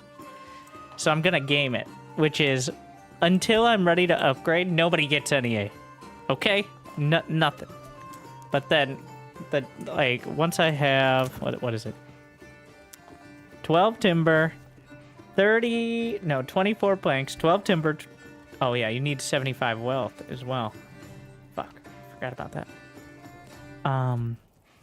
12, 24, and 12. And then 75 wealth. I'm moving the trading post back. There's no way that is better like that. This is not... Being on the King's Road does not matter. If any YouTuber told you that, they're silly. There are probably ways to gimmick it, but... It's... The only reason it's better is because it's potentially faster if you can stock it fast enough.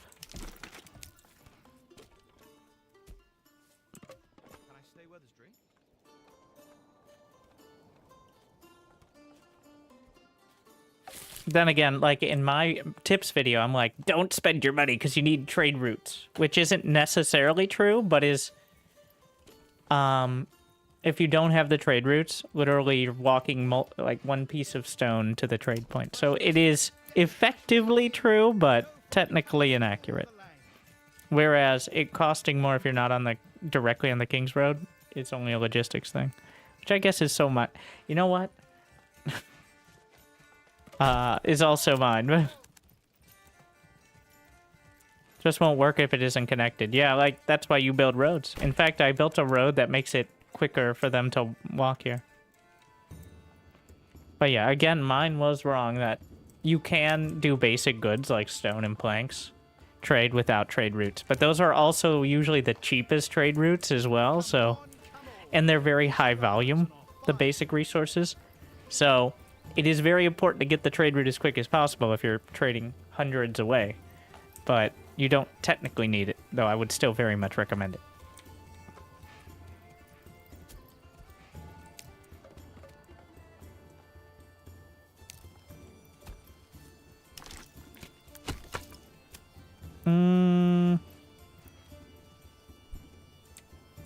Oh, I have families. I don't need too much in construction in this moment. There's no point in being in the tannery when we have no hides. So this is the troubling part. Is now we need to reassign them to the storehouse. Why do you abandon the stall?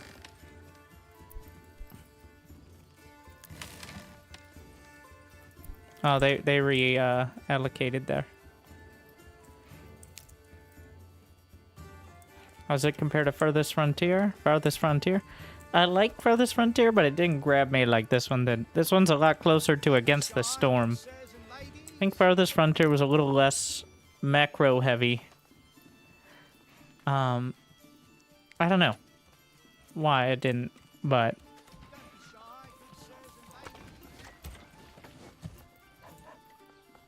this game is simpler, generally. Like, it's not as fleshed out at the moment. But I don't remember too much. It's been like a year and a half since I last played Farthest Frontier, but I know I didn't play 50 hours in a week, I'll say that.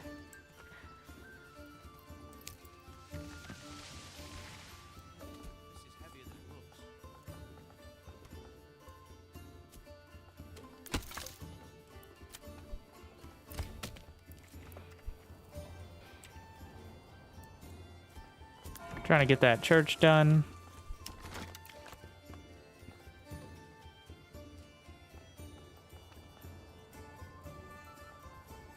Did you play Foundation? I don't believe I've played that. Is that a similar style? I also haven't played Banished. Which I know is draws a lot of comparison. I've only played a tiny bit of Stronghold, but apparently there are similarities there. I'm eventually going to play the definitive edition. I played the demo, is the extent of it, and it was quite cool.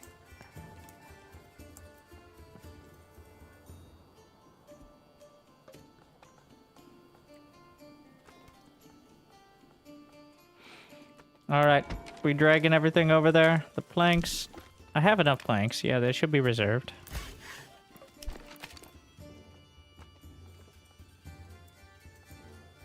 This is in-game music, yeah. It's quite good. I bought the soundtrack.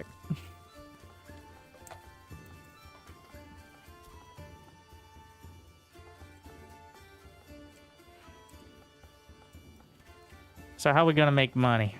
Well, we got some tier 2 houses. I could do... Probably the quickest is selling shoes, which will oversupply real quick.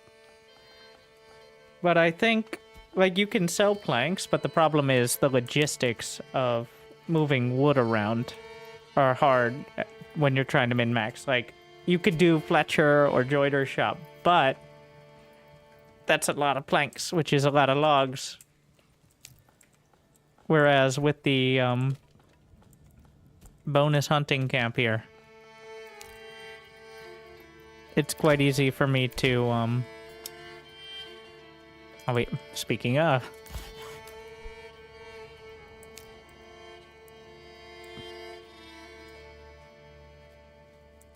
Anything close for wood? Yeah, I don't have... It takes 3 years to replant wood, like, for it to fully grow, apparently. Much more realistic than the pre-release, where I got used to it taking 3 months, which is way too short for tree. I think you can cut them down before that, but it takes like 3 years to grow back to, like, real size. Anyways, what was I saying? We're trying to complete the objective of getting to large town by the end of year 2. So there's not quite the opportunity.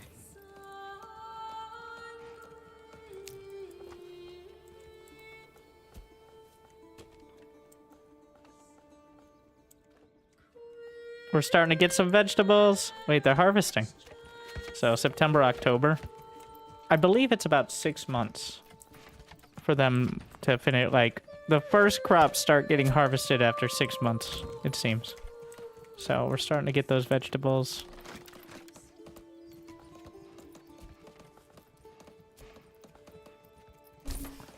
Who do we want hunting? One of these families. Oh, this is the tile maker. What about you? Unassigned. There you go.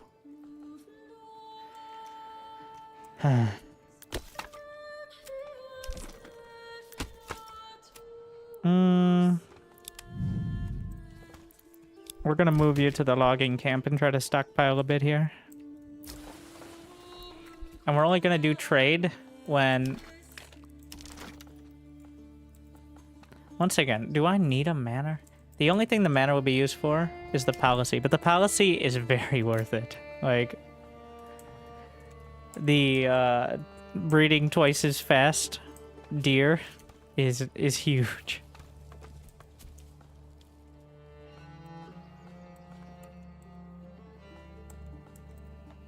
Yeah, the pantry of the house, which is why I tested. I'm literally putting a granary in a storehouse. I started doing this in Gridland, which we started out with, but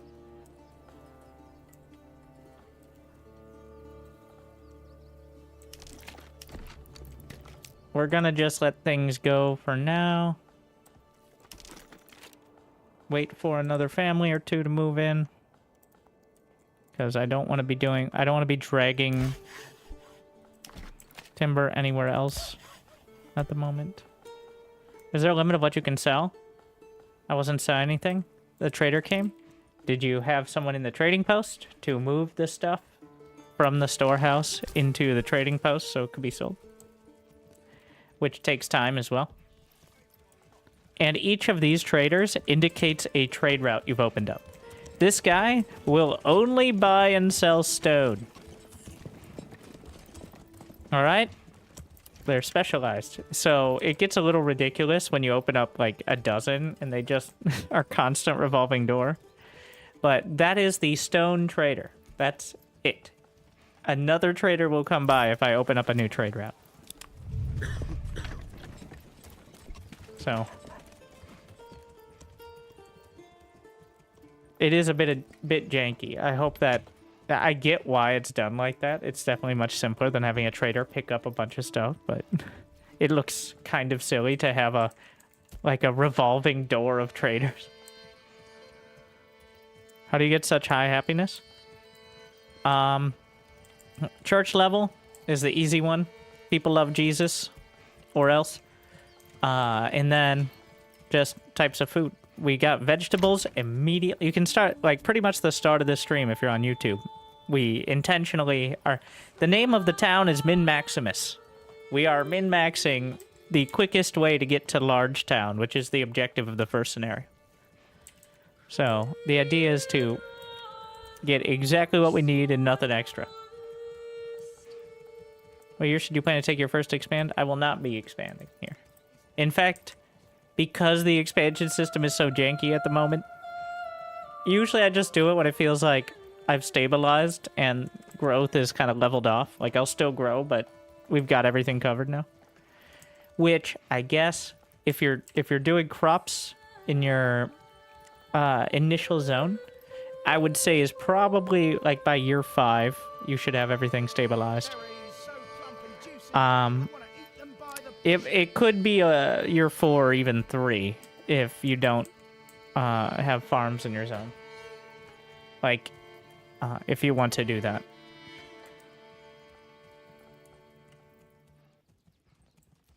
Of course, if you're fighting the Baron, you're going to need troops to fight over it. But if you're careful about it and you get the workshops in a pretty timely manner, you can make your own equipment. Carrots, cabbages, turnips. Yeah, the most consistent approval boost is Jesus. You get essentially +5 default here. And the way approval works is over the month. I guess they're just like ticks. I don't know if it's each week or something. It will go up. The more stuff you have, the more it will add on with market food variety. But Jesus is always there at +5. So that's a default. And then as the month goes on, having more types of foods here is adding to the bonus, and then clothing and all that. Essentially not having a terrible time. We see another month just ticked over, so I got another benefit. Which I'm not sure why it works like that. I think it also works that way negatively, so it's more relevant when it's going down than when it's going up. But the same principles apply.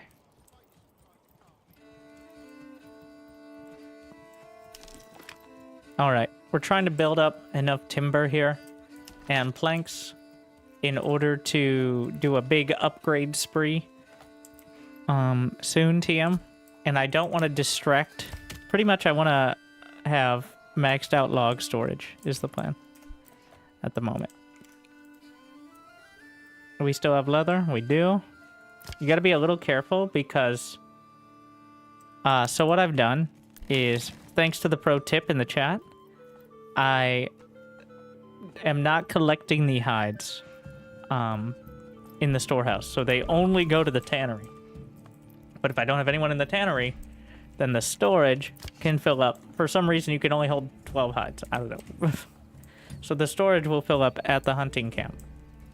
And I won't be able to collect any more meat. So I got to be a little careful about that.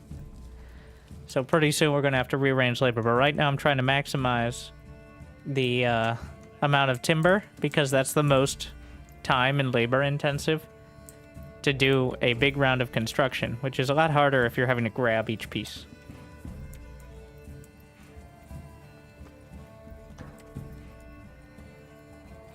Once the hunting camp storage is, well, it's all, oh, there you go. Why are there 2 in the storehouse here? Because I have 2 stalls, but that, you know, at this stage, we'll let the hides go. Because I don't need more leather right now, so I'm not wasting. Alright. How far are you? This is October of year 1.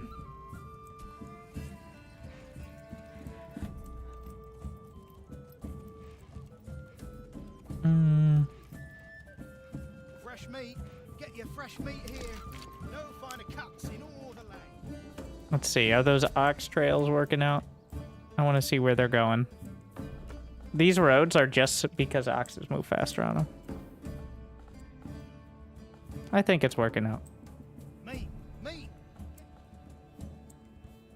And they're free to build, so. Winter is coming.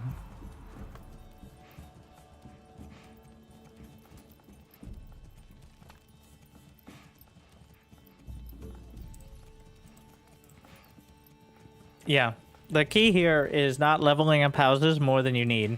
By default, it feels like you should be leveling them up, but you don't get any benefit until level 3. So if you have a level 1 house and a level 2 house, and let's say there's a chicken coop, a single-size house, chicken coop, there is no benefit to the level 2 house, to my understanding, besides being more needy. Now, I did it here. Level 3, well, what you get is 1 wealth per month per level 2 family. So I guess that's something, but it's not much. It practically melts in your mouth. Level 3 doubles the amount of families. So that has some real value. It's much more expensive, but you get 2 per family per month, and like it goes from 2 to 4 working the vegetables, for example. So that's going to be my first priority.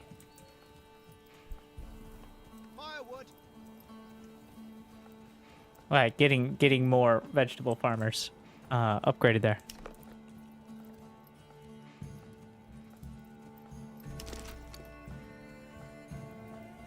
Lots of woods. Yeah, it looks ridiculous having all those roads in the woods, but it works.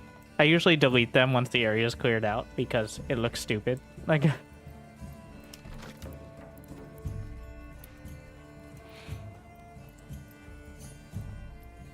I think this makes sense for the manor location. But are we building it yet? I have the planks. That's going to be the next thing. Committing.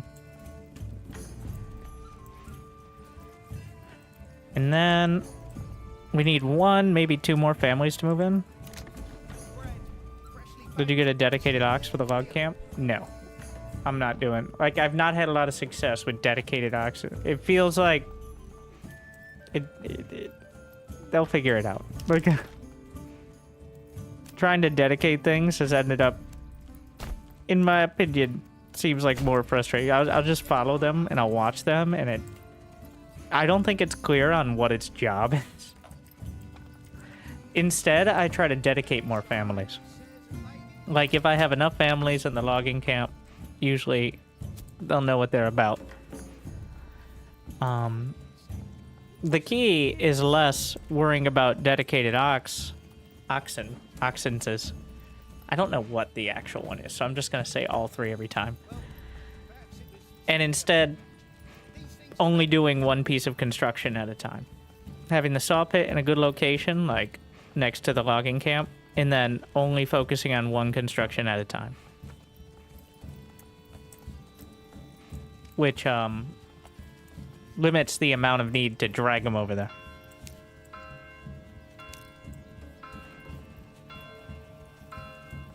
The big mistake, like I made earlier, was trying to build like 4 houses at once, and they brought 1 log to each one. So the way you solve that is by putting them on different priorities. You'll not find finer wares anywhere else. Do you like this game on the edge? If you don't really like these sort of city builders, like it's still very work in progress, still very early access. Like, this is not the best city builder out there. It's not the finished one. It looks great. It's hyped. But it's still very, relatively shallow and janky compared to others. Like, again, like, honestly, the closest for me, because I don't play a ton of dedicated city builders, is Against the Storm. Against the Storm is a lot more, like, resource management than actual city building, but that's why I'm not so put out by having to micro workers so much and stuff like that, because I'm used to it from Against the Storm. But if you're not sure or you don't play games like that, I'm going to use that one because that's the one I play. Then I don't think you're missing out by holding off. All right, you're going to get confused, you're going to get frustrated, and then once you figure it out, you're either going to realize there's not that much more to it, or it doesn't work how you wanted it to, and you wish you could build a castle, or just fight, or have farming not be a disaster bit.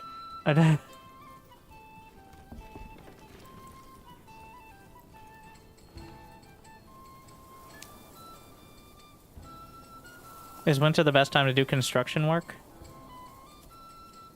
I find it better. Well, it depends. If you're farming, yeah, obviously, because that's when the labor is freed up. But also, like, if you have vegetable gardens, they can't work the vegetable gardens in winter, so that's effectively farming too. So.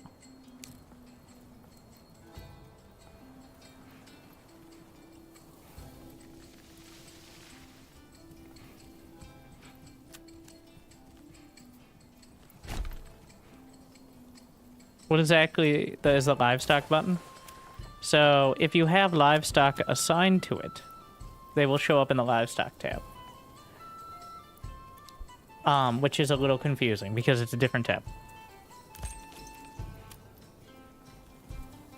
Also for like pastures with sheep and stuff, it'll show you, but it's kind of a weird mechanic at the moment. I haven't messed with it too much. We tried apples. Yeah, if you're going for a more long term, the apples definitely are like after 3 years you get just a ridiculous. You can't run out. Like but also they're a little weird on, it doesn't seem like they will stock them at the market very reliably. Like you can sell them off as well, but it does take a lot of time to pay off compared to the vegetables. But they're not bad. Like and you require them to go to rye, which is pretty much your best like grain, so it might as well be worth trying out if you're going that direction.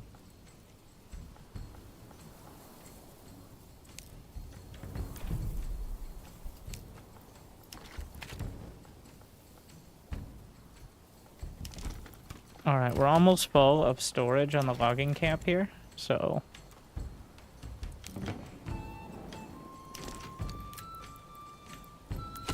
we're going to, let's see.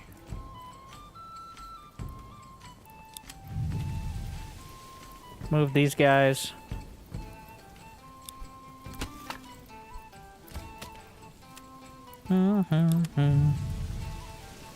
I'm moving the ones that aren't working, the vegetables. We're gonna try to get like 6 months of firewood set.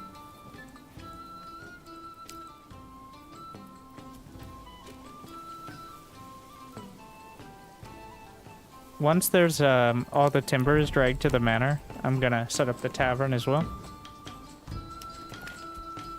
We're halfway there on the roof tiles needed.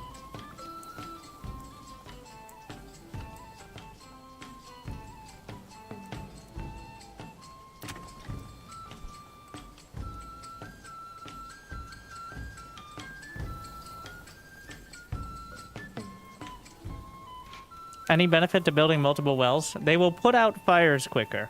In thunderstorms during summer, I don't know if they have to be during summer, but in thunderstorms, and it seems like it takes a few years before it'll do it, but lightning can strike and set things on fire. And then they have to go to the well and they have to like throw enough buckets onto it. And if you don't do it quickly enough, or the well's too far away, the fire will spread, potentially burning down your entire town. But I haven't had issues with that. I usually have a well near enough, but...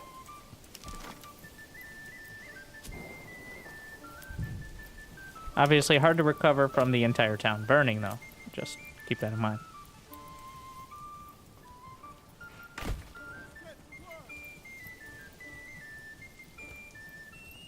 Or if you get raided, of course, but in that case, you might have larger problems.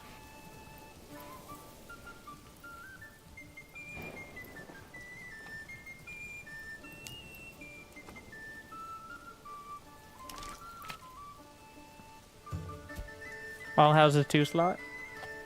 No, the ones that I'm going to turn into workshops are 1 slot, so that way they don't use too many resources, because usually you'll have enough, like, shoes, or equipment. The only ones I would maybe consider having a double are the bakery and the brewer. So pretty much the food-based ones usually need a higher volume, but... can you move families from house to house? No. Annoyingly. But you can move their workplace, which is what I've been doing. Like, I've tried not to have the vegetable farmers do anything but working, like, the granary or nearby stuff that doesn't take as much labor. So you can force them to move. If you demolish their home, they will move into a free home.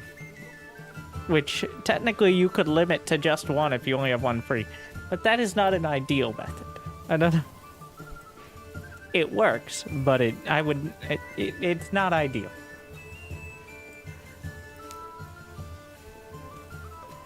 What's the best way to use foresters? I haven't really worked that out yet. Usually, I'll designate an area where I know I don't want to build. A lot of the time, like, if it's too steep, that's a good place. I don't know if this is quite too steep here, but it might be. Let me just check for reference.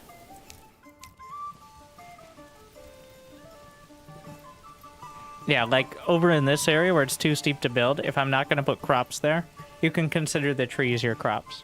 So I like to do that in like relatively close by. And then I would say put like, this is once you have like 50 families or something, I think. Maybe 25 you could afford 1 or 2. Because it takes several years. But usually I'll try to put it where it's too steep to build. So the only things you can put there are foresters or fields. So you can't build vegetable farms either. Like any sort of farms in the backyards. Only actual fields can go in those areas. Which in this case, I could put a barley field. So maybe I wouldn't want to do that. But it doesn't have to be there, but it's just better use of space. So maybe like 1 on each side. And remember, you can change the work area, especially relevant to the forester, so that it'll plant a larger area, which doesn't seem to matter too much. But I think it looks better. Like, I think the amount of trees is still going to be similar, but I think it looks better if you do that. So, and I would put it on different sides, so that way you can just move production, which is pretty easy once you get enough people.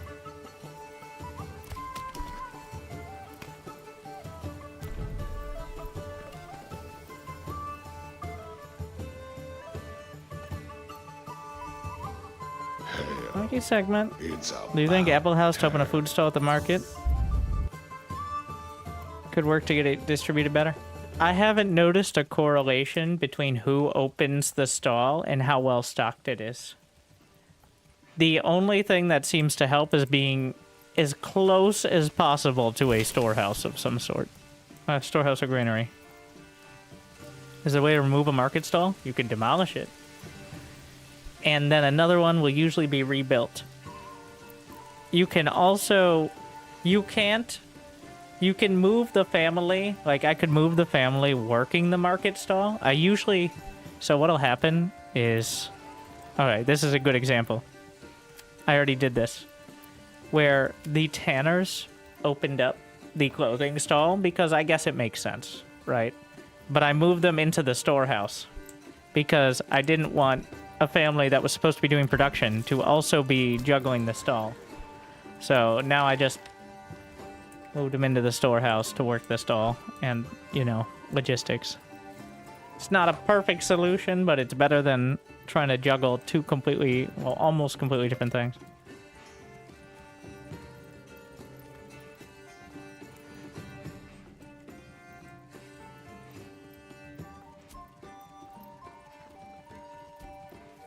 Are we done with the manor? Almost there. I'm just trying to unlock the palaces. We're creating the tavern. I need to start trading again. I've just been holding off, but... How much am I going to need? I only technically need a few pieces, a few... Alright.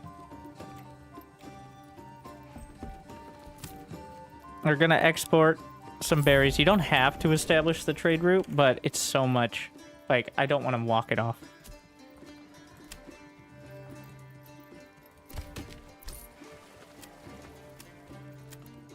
And then meat as well, which we have. It's not infinite, but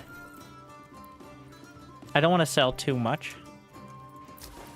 Got a new family. We can move into the trade post. Why don't you do full trade? Because I don't want to get that stuff. Like, if it goes under, I don't want to buy it. I just want money. All right. I have food.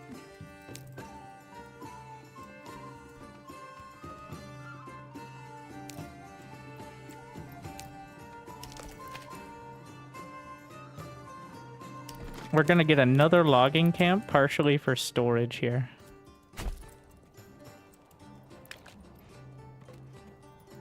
If you upgrade to produce a warbow, which is consumed... I upgrade to produce a warbow, which has consumed quite a lot of planks. You can press... Wait, I don't have the button. But on all production buildings, including your houses, you can press this button, which pauses production. Now you're going to have to go back, including construction. So if you upgrade the house and it's paused, it won't upgrade again. So I got to be a little careful. But yeah, they will eat your planks.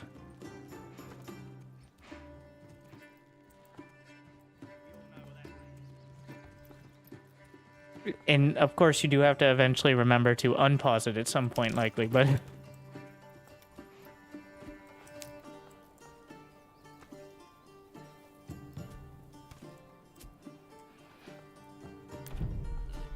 One more piece of stone. Tell me we have that piece. Yeah.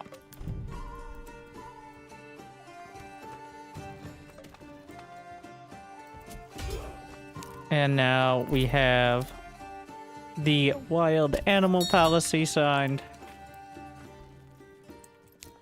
Yeah, it really needs a slider like against the storm where it's like 50. 50's the number. All right.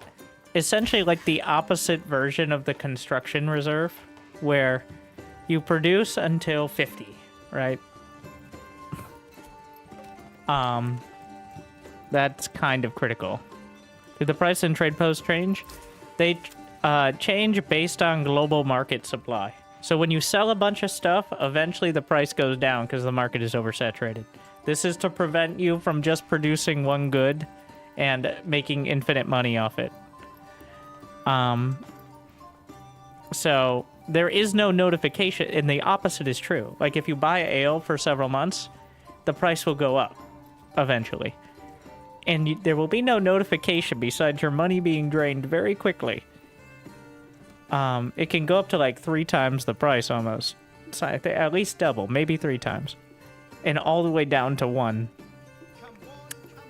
And there's no... So what I've gotten in the habit of is I hear the town bell and I check on the trade post for this month's stock prices. It's not ideal. I'd also like a slider that says once the price goes above or below this level, maybe don't. Because I have wasted thousands of silver on that while not paying attention. Need a lot of guide rails here that you should be able to set. But...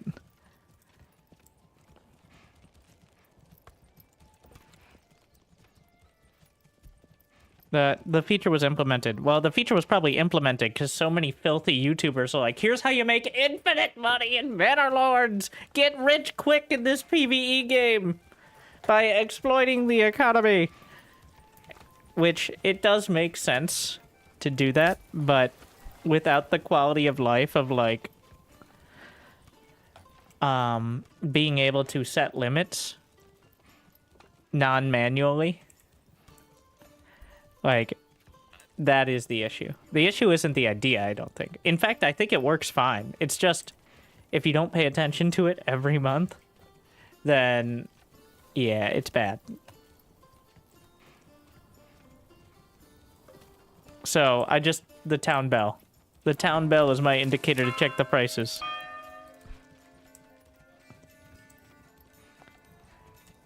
I've just gotten in the habit of it's like doing your injects in as Zerg. Like it's like, all right, well, looks like I made some more. Let's check the. You should be able to customize the sound of the town bell to say like stonks. No, maybe not that. I could come up with anything clever. But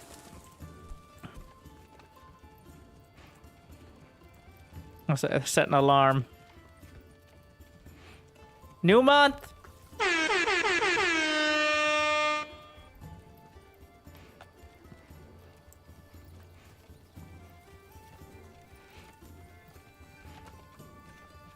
Ye old air horn.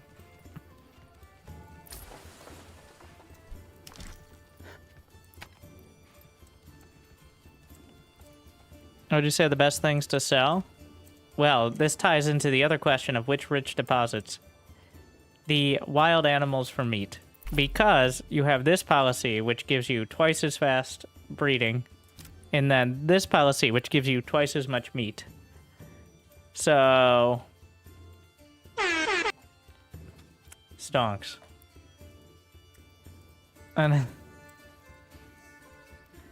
I found that to be the most intuitive and least, like, you only need one family on the hunting camp. And you pretty much have infinite meat. At least you have enough easily for a couple hundred people. Rich deposits have the crown. Each zone has one or two. And if it only has... it's random. If it only has one, then the other rich deposit is the soil.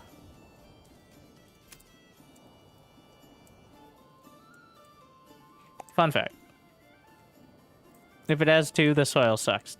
Because it gets all put into... I don't know. The worst is definitely stone. Because you can't do anything beside to sell it. There's a pretty hard limit, puns intended, on how much stone you can use. Yeah, and meat is also leather. It's also... like, it's everything. Step right up and sell. What do they do? They have more stuff. Wait, they're rich. As in, there's more. And specifically, this policy affects rich deposits, and the deep mine also does. Which makes them infinite, which is as rich as it gets.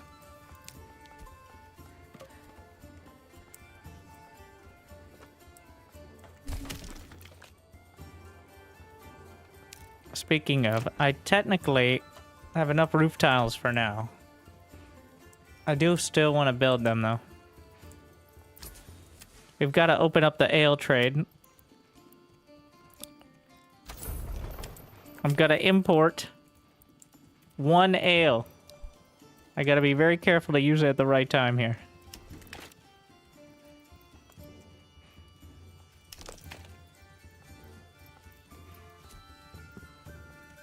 The idea being, I want to upgrade to level 3 the moment that ale hits the tavern. Do all deposits regenerate?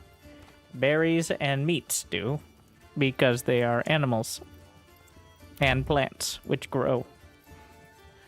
Iron does not grow. At least not quickly enough for it to be particularly...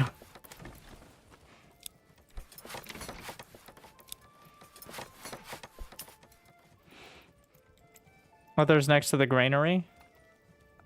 Forger's camp. I've found to just add more people, like, the granary fills up. I think the hunting camp should be next to the hunting. But you know, if you're mining it out or hunting it out, maybe not. There might be something to that. I've found more success, but I haven't really tested it. It just seems weird to make the hunting camp in the middle of your town, right? But maybe it is better. I haven't really tested it.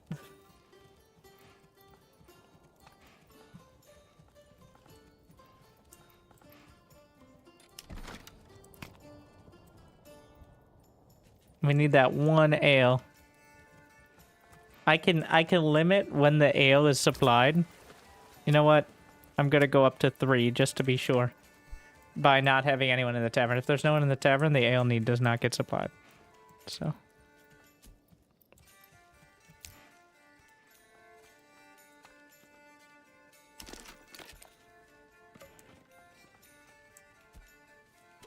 Getting all the constructions done here.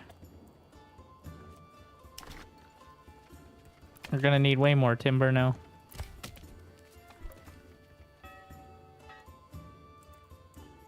Wait, there's the...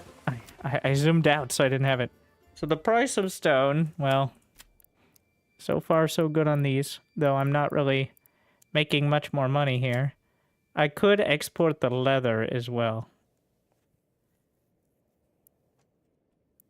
But setting up the trade route, I haven't gotten the trade to produce plate armors because it requires 3 dev points to get there. Like, and I haven't needed it because usually the limiting factor is the fact you can only build so many units as opposed to how well those units are doing.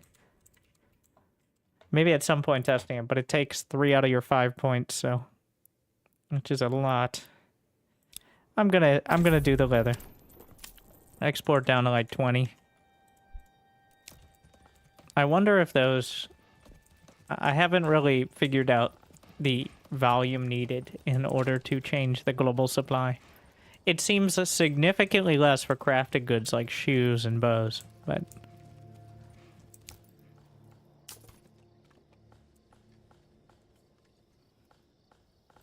Oh yeah, do I need that? I do, shit.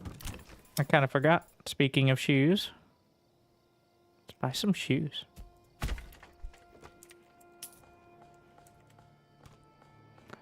We need the tannery staffed here.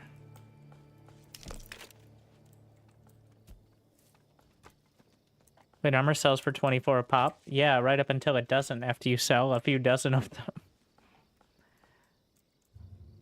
The global supply is pretty punishing on those goods.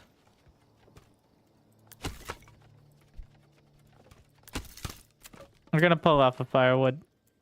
Back to the tannery. I have 3 ale that I will put in the tavern when I'm ready to upgrade my level 3 homes here.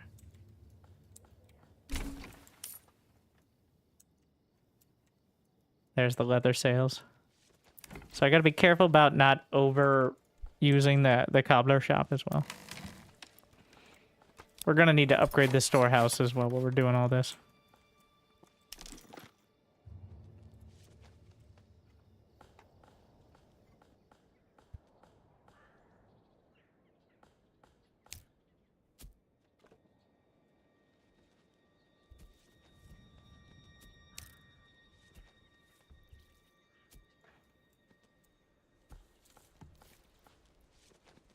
Probably should prioritize that, actually, as I think about it. I'm gonna consider... Yeah, we'll upgrade to stables. I'm liking this hitching post strat. It's working out. Do you add more marketplaces for people to sell their stuff? Oh, I just ignore it. Until it's very clear the issue is about, like, literally not being able to stock one stall fast enough. It seems what happens is when you have a production facility that has at least one idle family member for whatever reason, like the tannery, for example, doesn't always have enough leather. They'll say, we'd like to sell our stuff at the market because, whatever his name is, Fritz needs a job, is what it seems like. But I found adding those market stalls does not necessarily increase supply, and it just makes it harder to maintain a labor force. So, yeah, the markets don't really work how you would think they should. I think there's a reason there's so many market stalls is like that feel of realism. Like every family has their stall at the market, but it doesn't quite work at the moment. It's a cool idea, but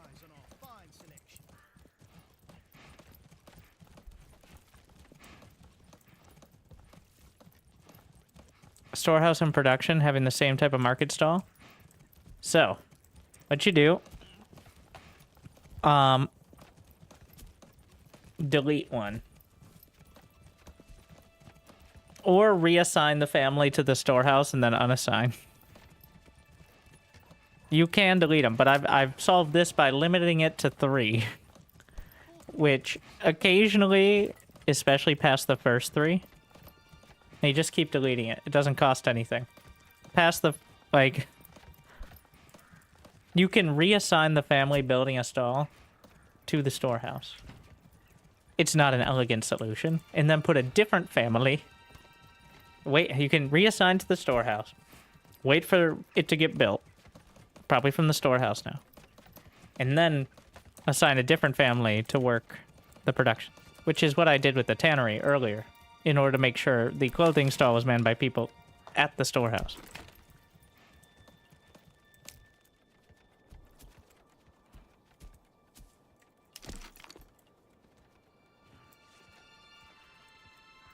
It is not perfect solution. But, yeah. How many shoes do they need per month? Enough that we gotta keep track of things. It's a bit of a circular method, but it does work. These guys are unhappy because we're doing construction on their home in the middle of winter. Just a bunch of whiners.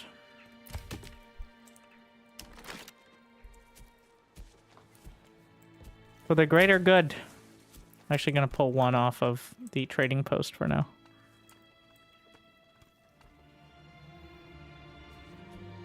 Don't be shy, good sirs and ladies.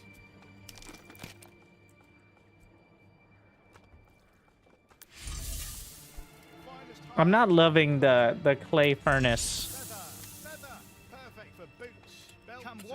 It feels like it's better off next to the storehouse, but yeah. I'm trying putting the production next to like what's producing it instead of next to the storehouse, but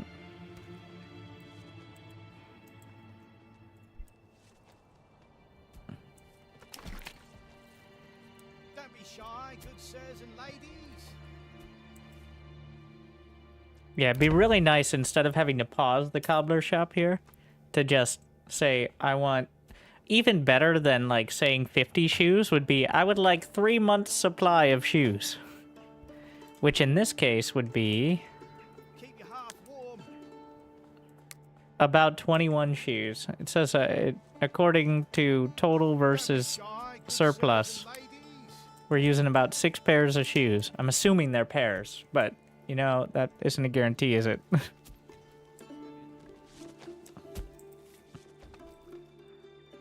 Either way.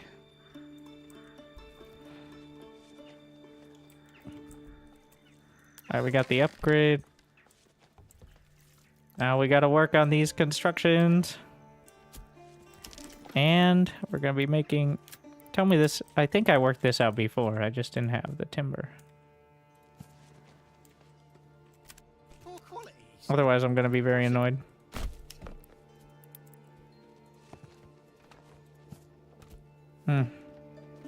So the question is, so we need enough plots for, I'm still just gonna do doubles here. These are not craftspeople's. It's much more efficient. I can always, like, I don't have to do the additional space. The only thing that saves is space, but... Is there any point of upgrading more houses? You get double families in a home. So this is, I think, most relevant. Oh yeah, stock year 2. Can we get there by the end of it? We'll see.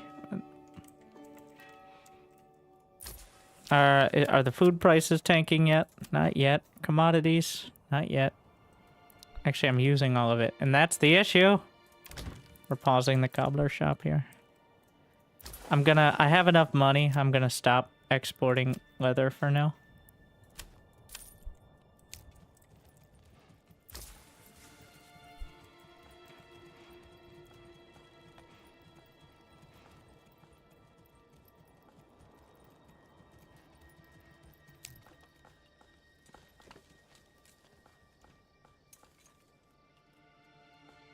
Let's see.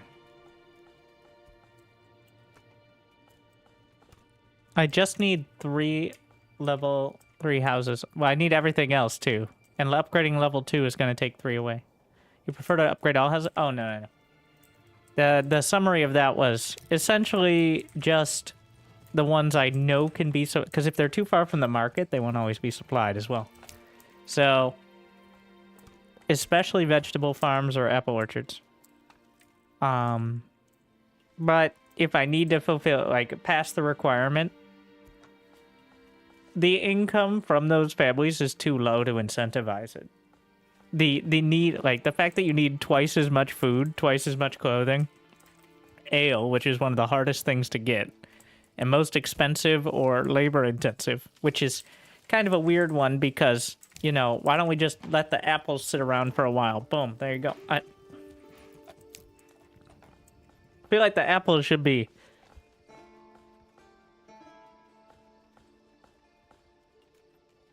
an alternative option. Allergic to my bullshit. Or maybe grow some potatoes. Like in, I don't know. Potato vodka.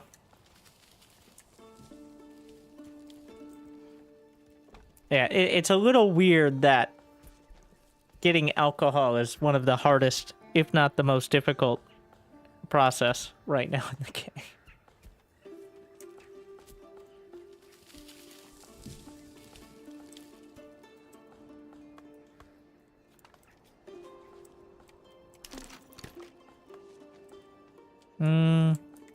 We're trying to work on this construction. The issue right now is oxen. So, we're gonna get more of them.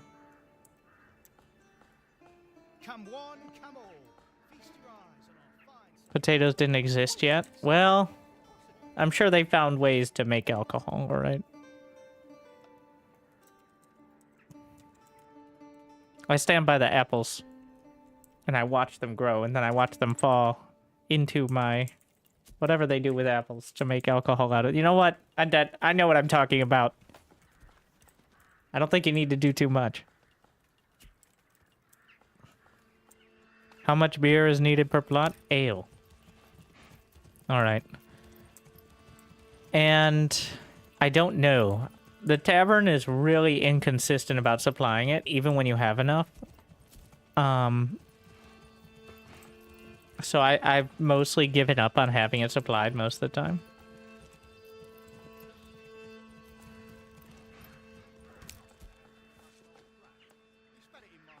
But when I need to upgrade is what I'm caring about it the most. That's also why nobody's working in the tavern right now.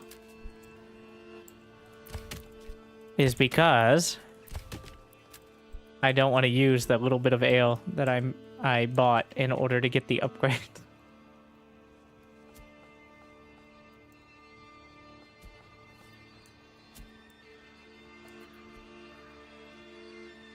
Why do you have little roads? What do you mean? You just build roads?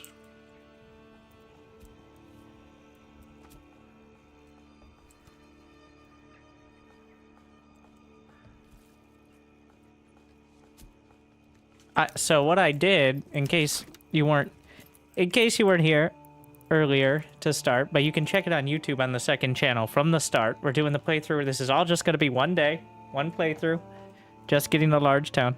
What I do is I put the building down. I'm like, all right, that's the size of the area. Lay down the roads, and then maybe I did this before we started anything. And then, in order to not be using your goods, you just, there you go.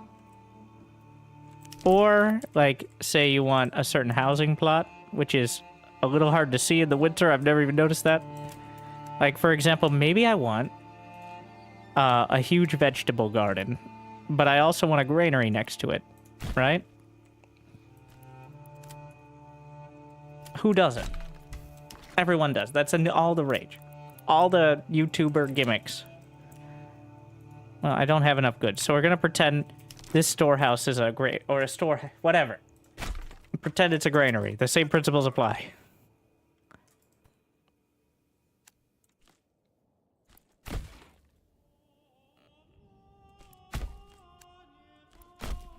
Da, da, da, da. Want a huge garden. And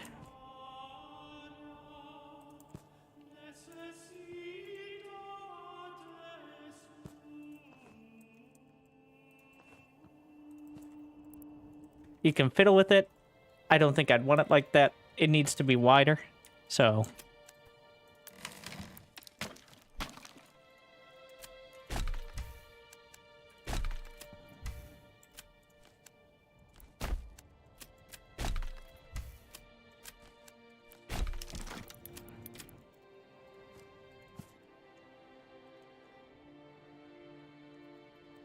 it's a bit finicky, like you gotta figure out which side to grab onto. I know how to fix it. Doesn't work as well with the storehouse as the granary. I see no reason to have the storehouse as opposed to a granary next to it, so. But this way, because you know, there's been these like little situations where the building's just a little bit too big. The footprint of the building like overlaps, even though the building itself doesn't seem to, and that is annoying. But and why? You know what? I need to work this out. Why are you like this? Why are you acting like this? How did I do it over here? Oh, it's a lot easier if you don't have the double size. I got it. So the problem here is I have too many angles. You can have one L, not two L's. That's a big L, all right? So, we're working out my new tips video here on manipulating the weird kind of snapping system. But probably shouldn't be doing it during the winter because I can't even see. But so that's pretty good. Let's see if I take it from the other side here. Might look weird, but that's just my face.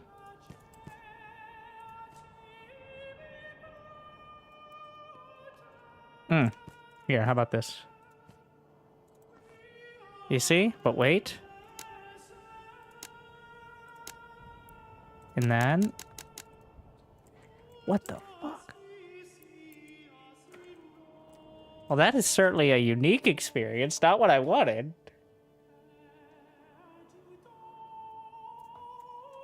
That would look ridiculous.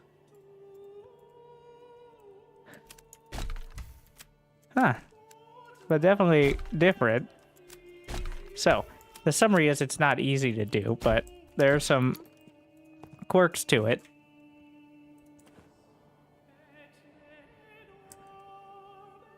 So, it doesn't want to go any further.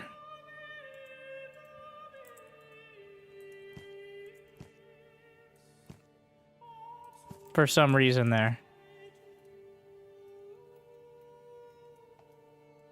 That still gets you a huge plan. It could go way further back. But if you go too wide with it, it does kind of like cut it off. So you gotta be a little careful. We're gonna do this. We'll see how that goes. I'm testing things now. Alright, this is for me. I mean, obviously that's a pretty good setup for a bunch of houses, but...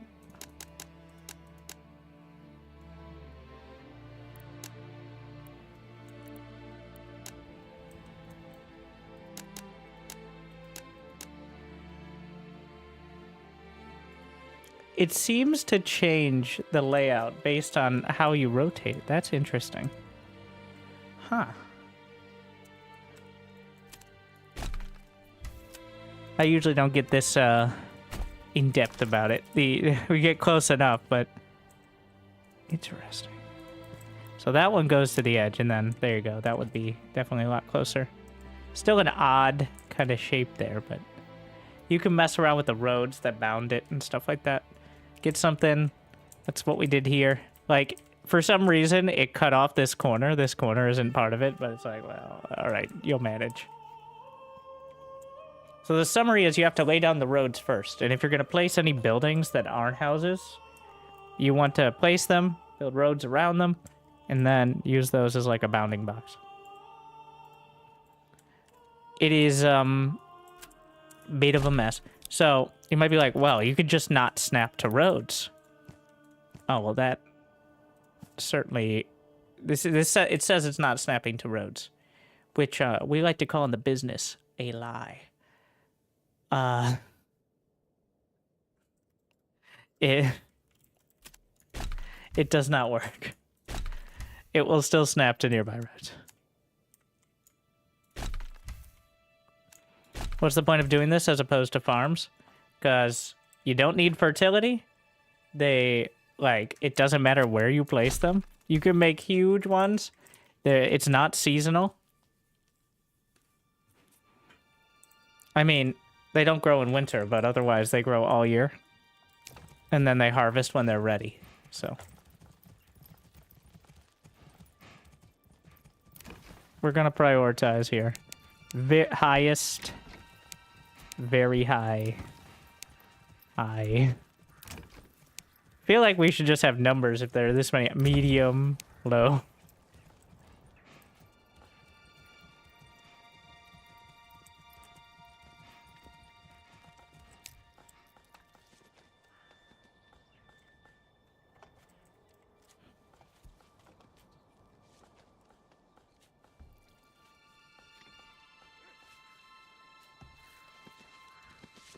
Veggies harvest on the same schedule? Yeah, but they're not, like, you don't lose them if it gets to October. Current crops are both tedious and punishing. Another bonus is you don't have to worry about fertility or, like, crop rotation or anything like that, and you get just as much, if not more, food for the same... Like, you can get a ton of bread from rye, but it's still several extra steps.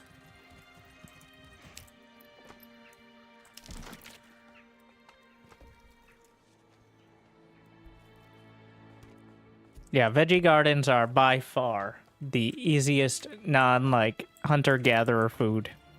They're way better than farms early. Well, you just don't have the labor for farms early. I'm surprised no one attacked yet. 1, this is just the build a city scenario. There's no enemies. 2, this is only the beginning of year 2. By default, on restoring the peace, it's not until year 3 that bandits attack. So I would still have a full year at this point.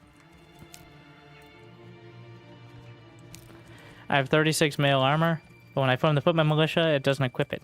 Do you know why?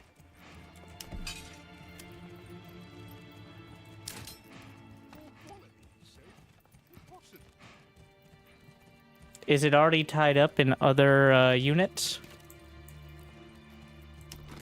Maybe the reasoning. I don't know if there's a way to prioritize the units. But it might be that other units are trying to use the armor, or even your retinue.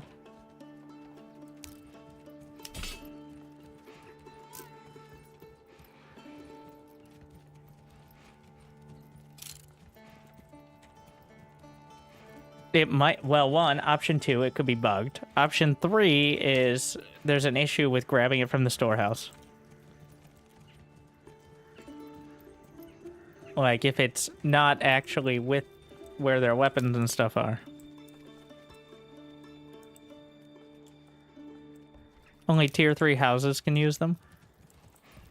Is that, are you talking about the armor? I don't know about the requirements for that. I haven't found armor to be a big difference in combat compared to just, like, having more warm bodies to hold swords, but... I haven't tested it out. I don't have tier 3. You have mail armor, but no tier 3 houses? You need to pound some of those swords into plowshares, my friend. My god. I will rule my starving families with an iron fist.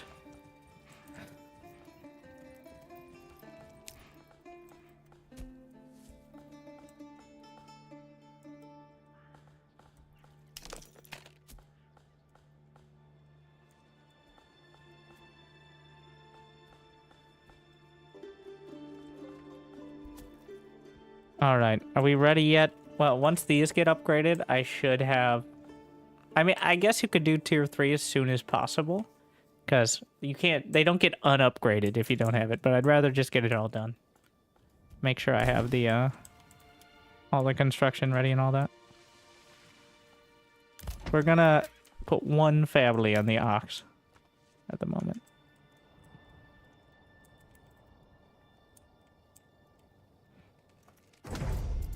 Hmm.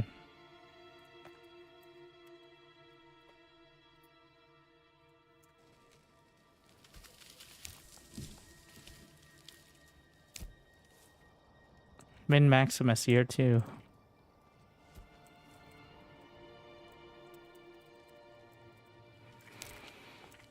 Baron keeps overwhelming with taking all my surrounding territories. So pick one. Pick one you want. That's all you need to care about. I would recommend one that if you don't have good land, it's good land. Or if you don't have like wild animals or rich deposit of metal, it's that. Pick one. Ideally one adjacent. That's the one you care about. Every time the Baron okay, this is an exploit, I feel, but it works. And it's kind of poorly tuned, so it's up to you whether to use it. What you do is you say, all right, I'll fight you, bitch, whenever he tries to claim just that territory. Then you go into diplomacy immediately and say, relinquish your claims and I'll give you this money. Now, currently that amount of money is default 0 and you can't change it. So you send that to him and he's like, you know what? You drive a hard bargain, and then gives up the claim. It doesn't always work, but most of the time it does. And sometimes it bugs out and it sets a battlefield anyways, but otherwise he just gives it up for quite a while. You can also deny, like if you get the bandit, like you fight the bandits before him, you get more influence and all that, but yeah, it does feel exploity, but it also feels exploity that the Baron claims the whole map with no towns you can raid. With infinite money, so... I think, you know what? I think it's fair for my burgeoning town to have 2 territories. I think past that, you're just kind of, like, what's the point at all, right? But I would say a fair difficulty would be using it for your... using this trickery for your most valuable territory.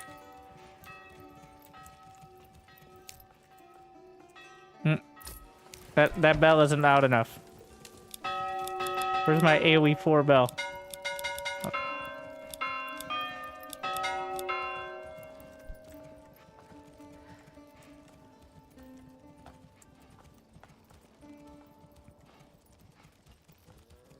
Where was I? In my own head. But we are working on... oh yeah, setting up for tier 3 with the absolute minimum investment in ale, which is by far the most expensive.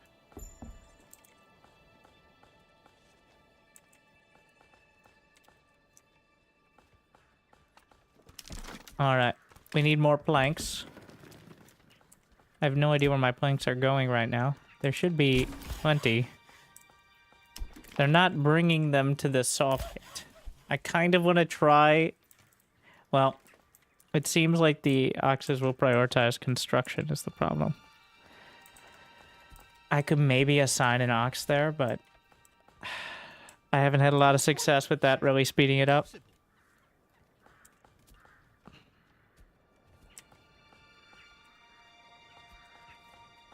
This should be enough here. Yeah. We need to make sure every other need is fulfilled. It is. All right. So we just need the planks stockpiled here, and then we should be good. Once these homes are finished constructing, this is the last piece of timber here.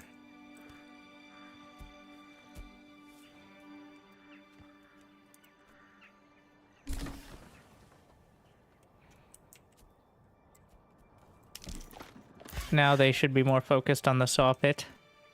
Should really be able to prioritize it. We'll see, though. I'm gonna watch for what they do. Now that there's no construction jobs at all, will they bring... I'm gonna assign an oxen to the saw pit. Simon over here.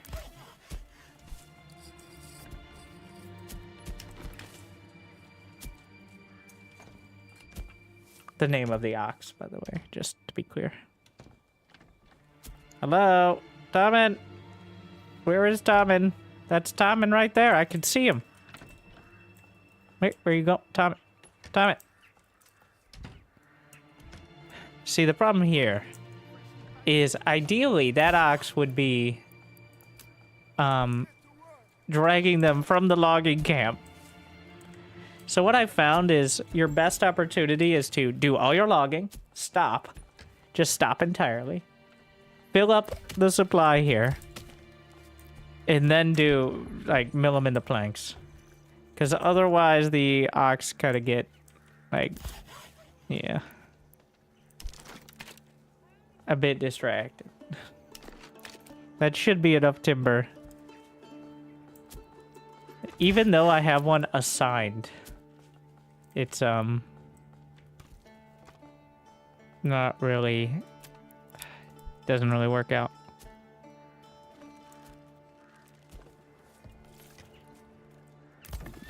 I'm gonna, I'm ordering one more. Once I stop logging, we should be good to go. I mean, I guess I could just buy planks. We're going to move people out of the logging camps, which means at some point they should be done with that job entirely. We're going to move someone into the trading post here. Get that started again. We should have the meat to sell at the moment. Wait, let's check. I didn't check the stonks. Okay.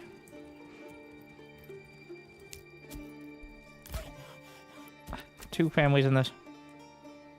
Okay. Sometimes I've found more success with just building more saw pits. Like, at some point, that's easier. Like, just build, like...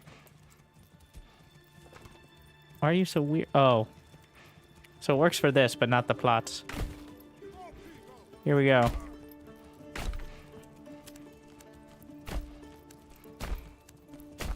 Make me planks.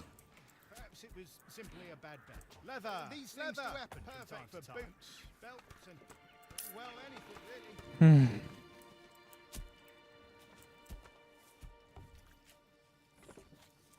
They just need to construct it here, but we're gonna get rid of this. It's not working.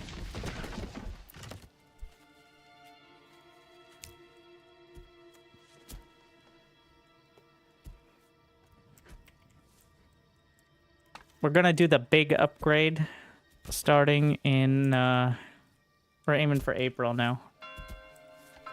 Oh no, March just...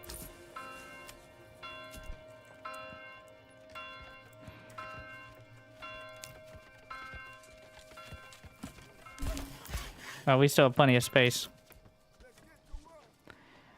My construction reserve needs to be 24 here.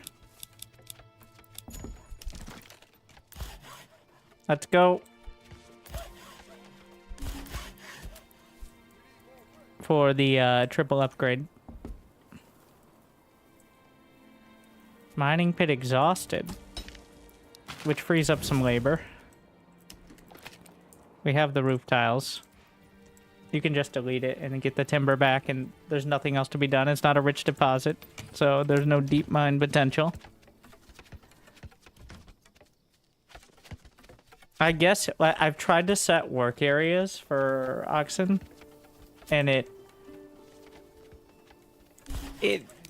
doesn't, because sometimes it needs to drag it from certain places. I don't think it really works how you'd like it to.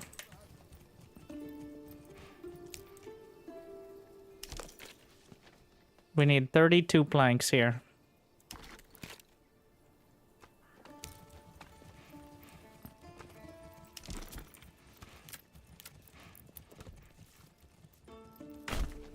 Just gonna slap a couple more hitching posts down. And soon we're gonna go back to berry. They're starting to grow now.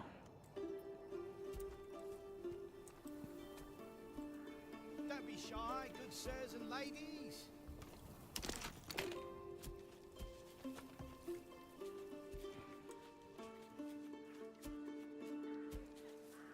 We only have 3 months of fuel, but we want everybody constructing here momentarily. Your home cozy. And I do want to see if this works. All right. So here's what we're going to do. We're going to put 3 people in the tavern. Firewood. They should go grab the ale out of the granary, I want to say. Yeah. You see them rolling it out. There you go.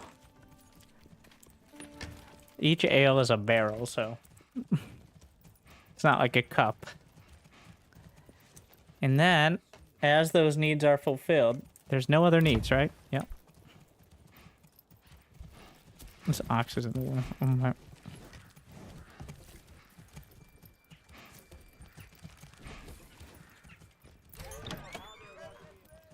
The moment it rolled in. Alright. Upgrade. Upgrade. And I don't want to upgrade the cobbler shop. I don't want them to have 2 families working it. It's already too much. Gonna upgrade a different one. And then the next... So we started the upgrades, and now... Leave the tavern. Is that an exploit? I don't know, but ale is such a pain right now. Poor quality, he said. Impossible. I don't know, he said. What you got against shoes? How many there are? I only have 2 feet. And they make like 2 times as many shoes as you need per month. It scales quickly.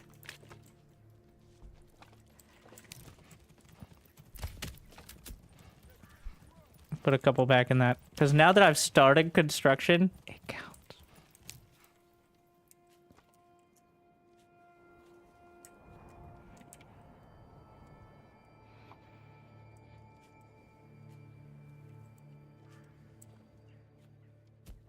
Summer's coming soon. Firewood. Unfortunately, we don't have the forester hut. I guess I could move another wave down. It's hard to tell at what point it's better to just have logging camps in a different area, but I think we're definitely getting there. I'd have to move all the hitching posts and stuff too, so...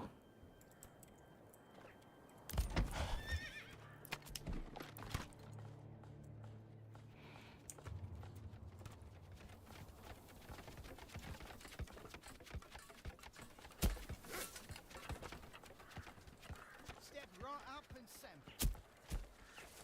Mm-hmm. Don't be shy, good sirs and ladies. I love the construction stuff as well. Like, great job, everybody. Yes, very good. Yes, great. I love the way you put those planks in. Is that an ox in your home? Wow, very progressive. That's beautifully done.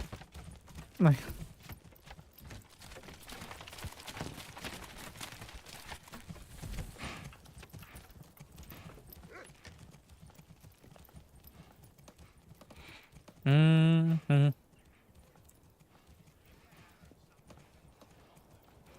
All right. And then we're going to need... I'm not actually sure the next requirement. I should know, but... Cheating? Never. Perhaps he simply does not know how to cook properly.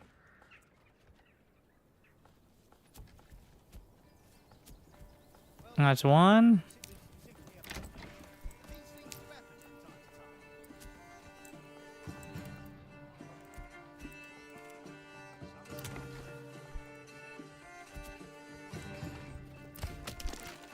We've got the planks. We have the roof tiles. How long on the clay?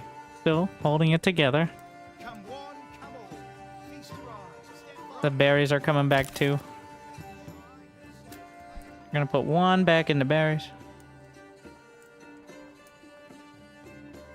Yeah, they need ale, but we don't have no happy minute quite yet. Oh, it doesn't seem to hurt approval enough.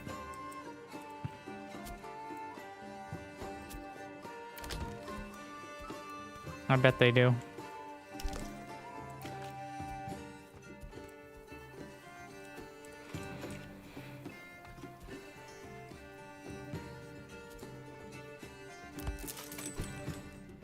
We're gonna make sure this is prioritized. Go. Finish that. New dev point, which gives us better deals. The next one is 10, level 3, but also I'm gonna need 7 more level 2 houses. Because, so let's just get that going.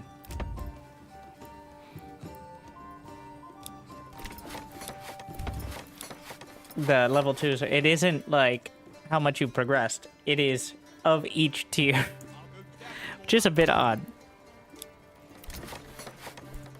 We got a lot of construction to do.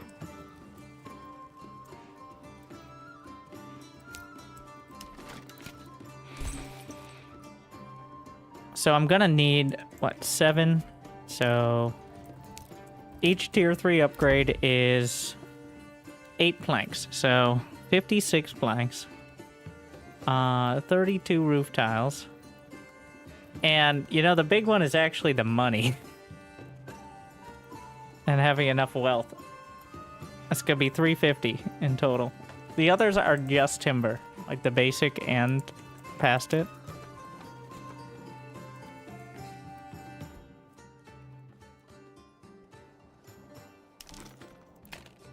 We're gonna pull off of... In fact, I'm just gonna delete... That one saw pit is working. We're gonna keep it working.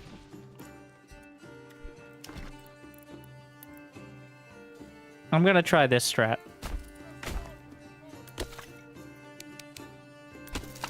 Where we're going to build 2 woodcutter's ledges. I've tried this before. I actually really like how it works out, but I don't know if this travel distance is too long or not. One more ox, please.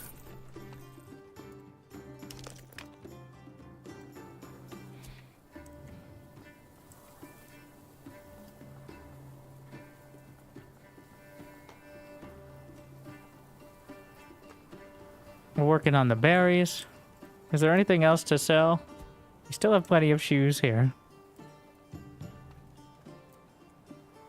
We're upgrading all that. Trying to make sure this gets done. Construction is all over the place right now. Like, I said highest, but I'm pretty sure the oxes have to finish whatever their current order was. The oxen. Oh my. I'm pulling off the clay furnace now. We have enough. Enough villies.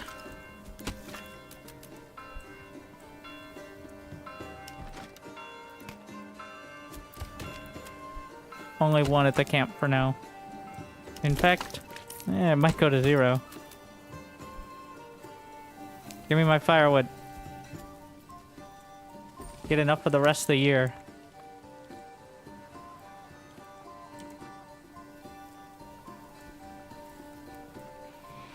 Yeah, they're harvesting the vegetables in spring. So even though they couldn't, it seems like it's just the amount of time with growing season. Like they were sowing them in winter or right before the winter, and now in spring. Well, vegetables for everyone.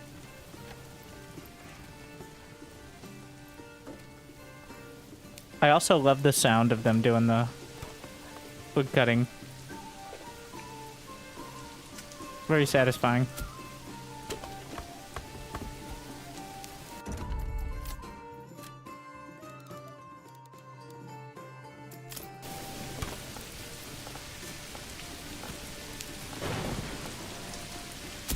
Hopefully we don't...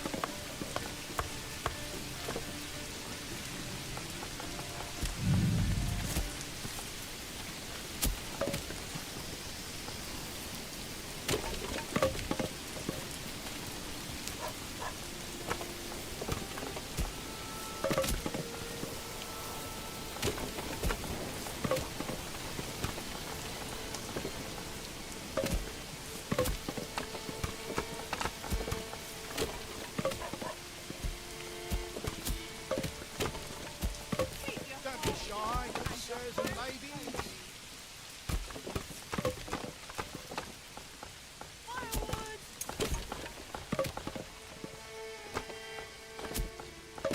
Poor quality, he said. Impossible. The sound of honest work. Yes, I'm honestly enjoying watching them do my work. For the good of the town, of course. Once you get up to hundreds of people and you have like 3 or 4 camps, it is quite a... So, if you don't have logging, it actually... They don't clear trees very fast. You get like 10, 20 firewood from a tree. Something like that. I've noticed that even when you have a ton of wood cutting, it's the logging which clears the trees quite quickly. Like the full timber, but... I guess that makes sense when you think about it. Like, a piece of firewood, or a bit of firewood, is significantly less than, like, a beam you use to build a house, so... I've never noticed that... Was this always here? I never noticed the stumps.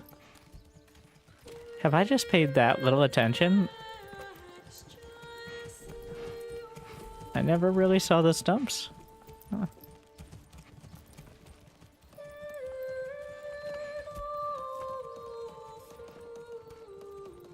I don't want to know if that was there, though.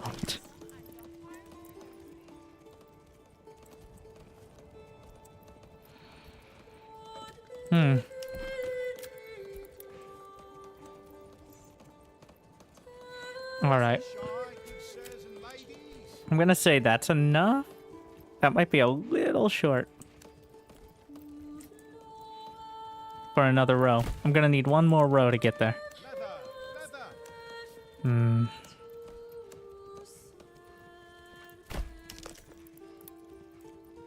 And we're not gonna do a bunch at a time. Oh yeah, I forgot. You gotta bound it. And in fact, I'm not gonna make the same mistake here. We're looking at 2 single plots and 4 double plots total. But we're gonna start with the singles. Is that enough?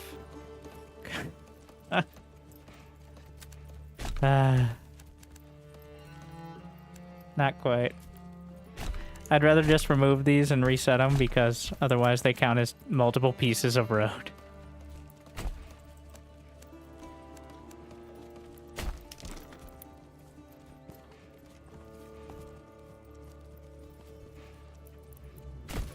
One step at a time. We're not going to do a whole project. We're going to do a couple at a time.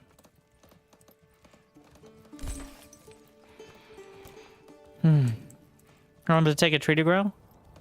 I think you can technically start harvesting after a year, but it seems like 2 to 3 years. In like at least 2 years to get like full growth. I don't know if it's just density then, but it feels like more than a year. Like a year is minimum. Which does seem more realistic, if more difficult to deal with.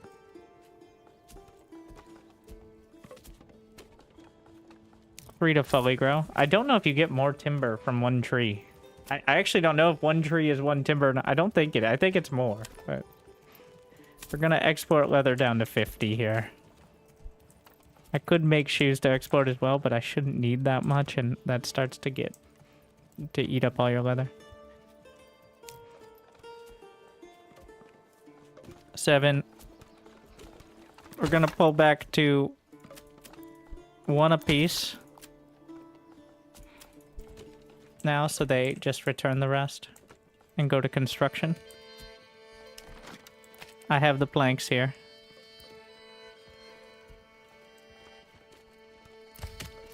Gonna shift a couple into the logging.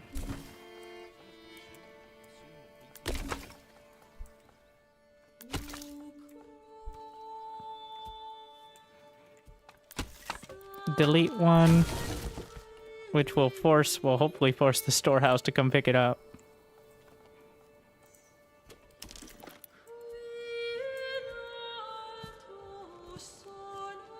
And then... free. Convenient.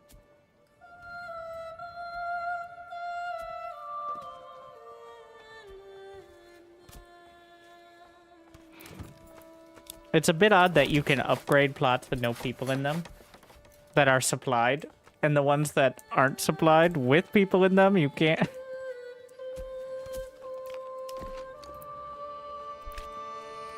Yeah, like these guys. We're gonna try the market expansion strat momentarily. But as I'm getting to enough people to make it work, I think.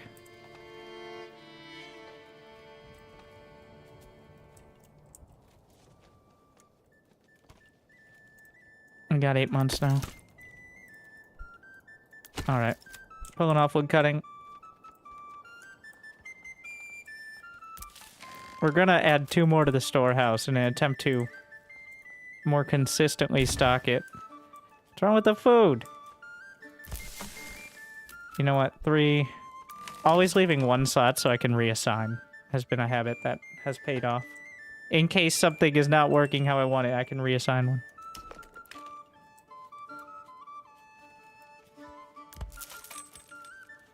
One more on the oxen. Honestly, I could probably just do stables here, but why not?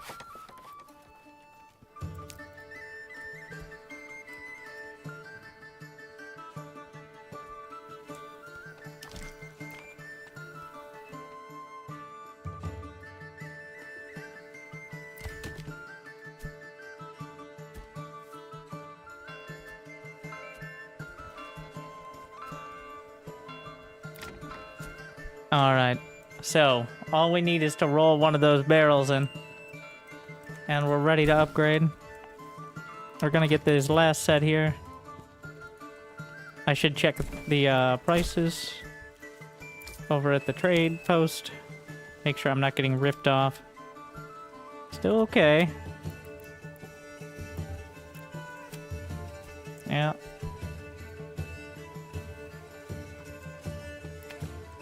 Did this help with the supply? Not quite. So they're not going to have the food stall supply, which is a bit problematic. Thank you. I'm not... Hell, it's about time. Don't put your password as your username. Your dedication will be We need 5 rewarded. stone. Let's full trade it. To upgrade the granary, I need 5 stone. That's the situation. It's about time.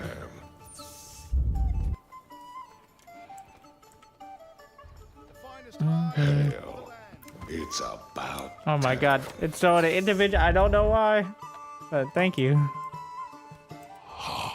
Your dedication will be rewarded. Yeah, we've broken it. Months pass by quickly here in this manner. Yes, yes, yes. Just as I deserve. Thank you very much. So we need to make sure we have the food.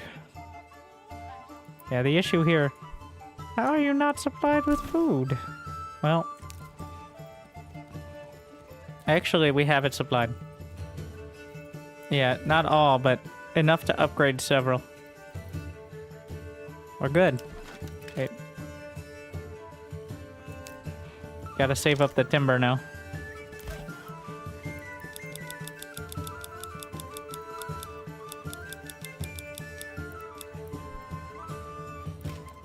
You lose a militia cell and you're getting retinue beforehand? Can I make 6 empty militia then get it? Or do I physically need them?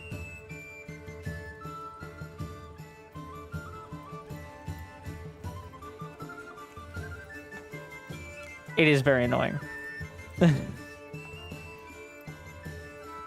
It is very silly to me that there's a limit like that.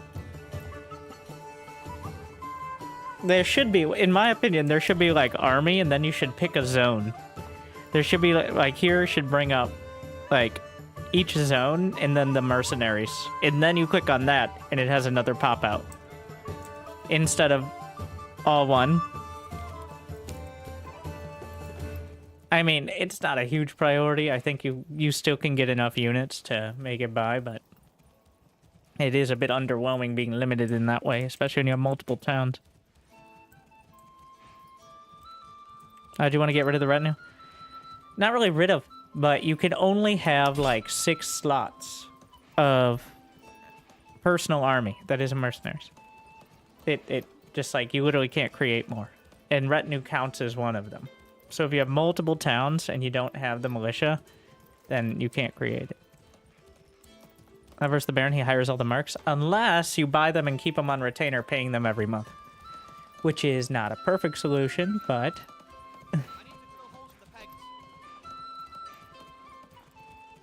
Once you, like, if you have a stable enough economy by, like, the 4th or 5th year.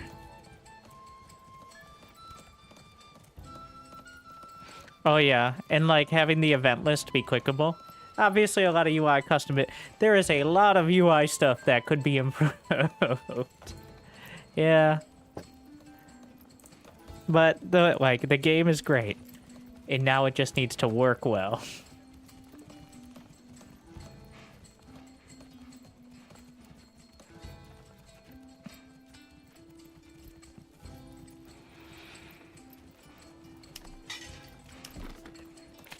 I need enough timber. In fact, I'm backing off the saw pit for now. I need 3... We're putting more in the logging. We're gonna have 2 full logging camps is the plan. Oh, level 1 or higher. I'm dumb. I didn't need all these level 2s. Well, I will eventually for the large town. But... I want to bank up the timber so I don't waste my ale. If we're going to construct them all at once. Alright, this June, the great constructions begin.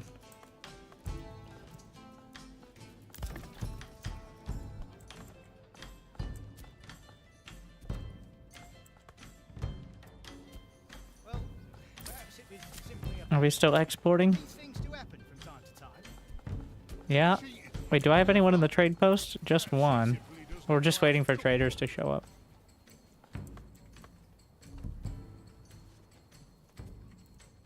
Alright.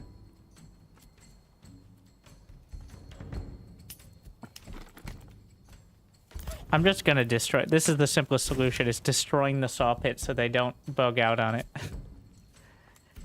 It's not elegant, but it is effective.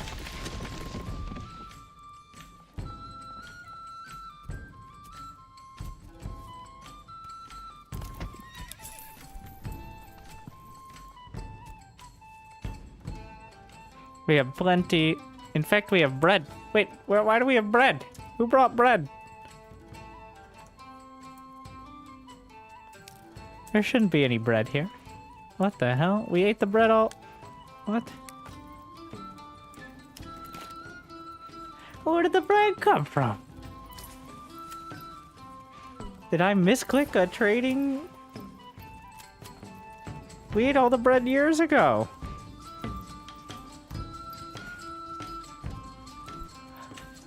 It's a miracle. No, it's a... Why is there bread?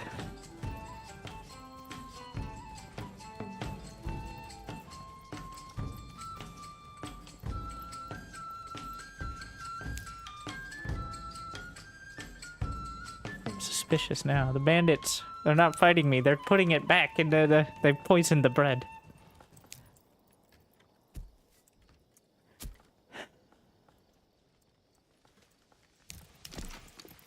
We're gonna make one more market area.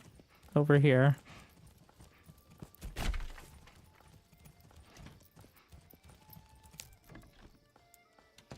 We'll see.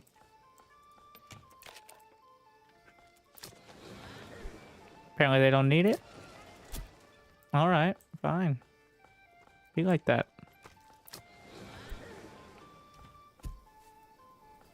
Complaining about not having enough space before, but here we are.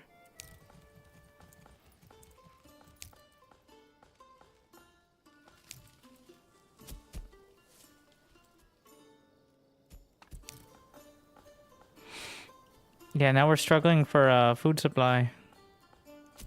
Like, the intent is to... Because this... It's a bit odd, because this food stall is fully stocked. Which makes it feel like they should be able to supply these homes over here, but... Like, you can't... literally, this house does not have... I guess it's a level 3. That's not as important. But the level 2s as well, like... What food do you have?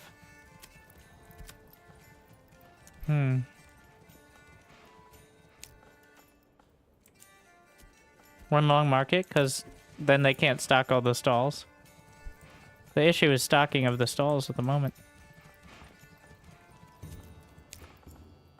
And also, they're not even using this. Looks like they're making another food stall, so that might be something. We'll see. Wait, who's working here? The forager camp. I guess that's something. Okay. It's been a long month. There we go. We have another set of stalls. Interesting. All right. The great construction month of June has begunneth. I'm gonna pull one off of logging here. We're gonna put 3 in the tavern, just for a moment. Take our... Wait, why do we have -2 ale? Don't worry about it. I swear we had ale. We have 3 ales. They're gonna go get the barrels out of the tavern. They're gonna roll them over. Alright. Alright, everybody. And...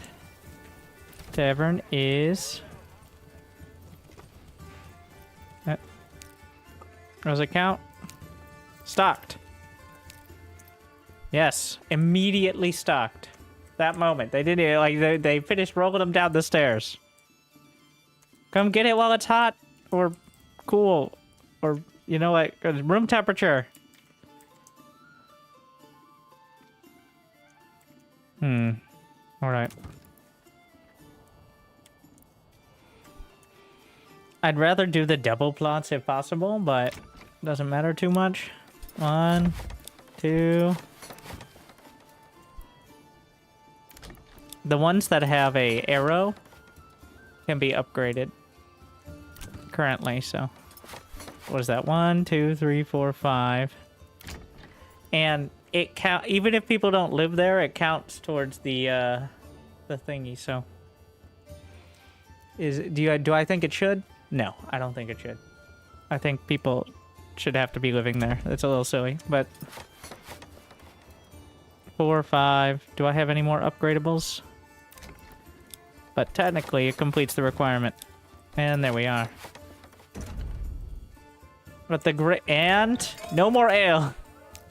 That's it. Just the idea of ale was enough.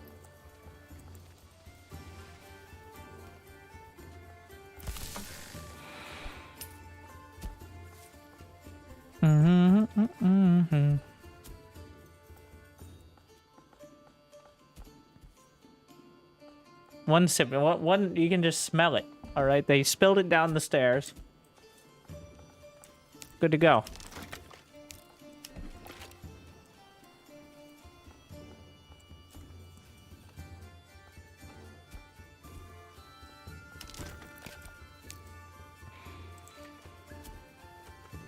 And now the construction Your dedication is will be continuing. rewarded. They need to get a lot of stuff out of the storehouse as well, so. Gonna get some more roof tiles. Wait, do I still have clay? Yeah, I do. I want to make them have roof tiles here.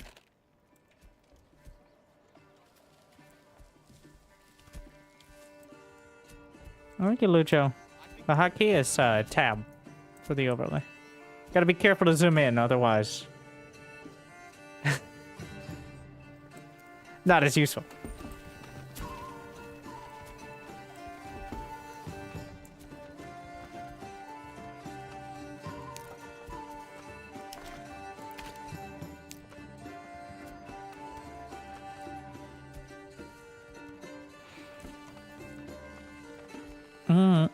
We got 2 more here.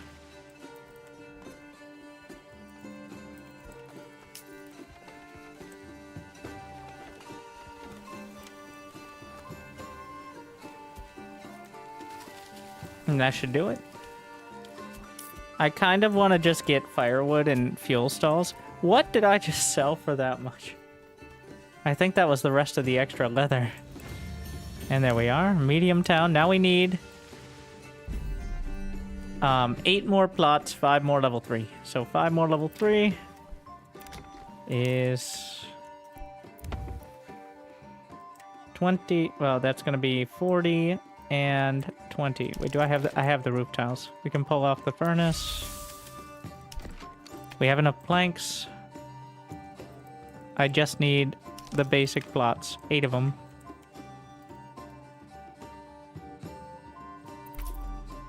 And now, if we planned on playing this out much further, like I have 2 more development points, I think I would use them on honey, and well, I want to test out the stalls here, like intentionally. Where, let's see if that helps at all. They'll bring bread, which I'm not making on my own, despite some showing. I don't know what that was about.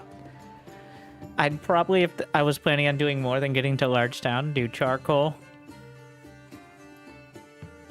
It's kind of hard to choose, but I haven't found a lot of success at all with pelt extraction or any need for it because you already have enough hides. So, should I build it near the corner of the map, near the trade node, and build it in center of town? Early center of town, because the limiting factor is your village ability to take things out of the storehouse and put it in the trade post. Later on, when you have enough, I found it easier to put it near to the trade point. Like, if you're literally trying to give people jobs, that's when. Like, that usually happens in, like, high double digits of families. Like, how many months before you got into positive approval? None. So we learned this run. If you upgrade the homeless encampment to a workers town, then it removes the homelessness debuff. Which means, as long as you set up a granary and have markets by the 2nd month, you can potentially get a family moving in by the 2nd one. On default difficulty.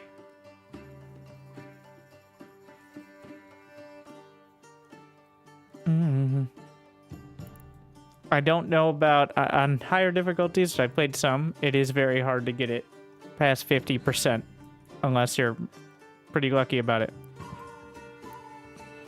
All right, we're gonna try foreign suppliers, despite a lot of people's mixed feelings about it.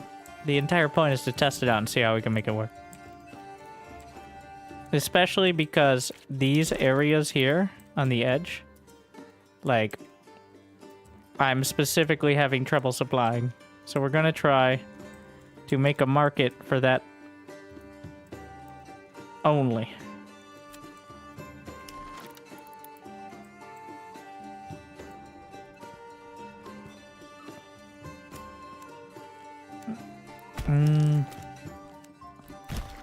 Literally 2 stall spaces.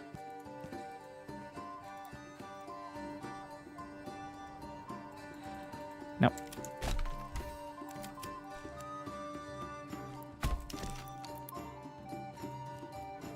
There we are.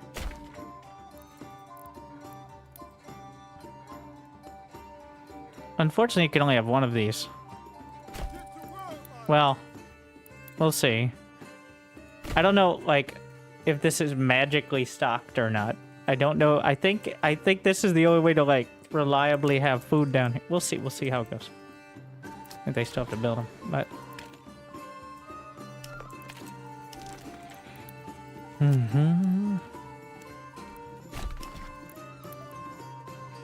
How many do we need? 8.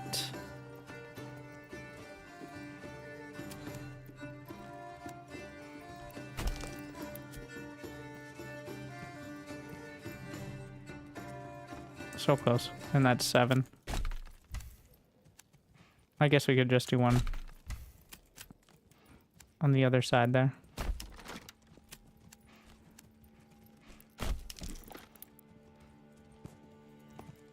While still maintaining the essence of Gridlandia. Wait, yeah, that's 7.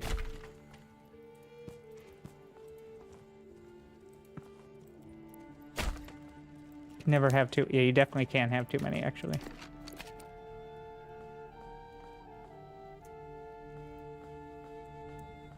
Just make sure I have money. I do. So we'll see. Yeah, it's spending money on it, but that's kind of the point. Like, it's just...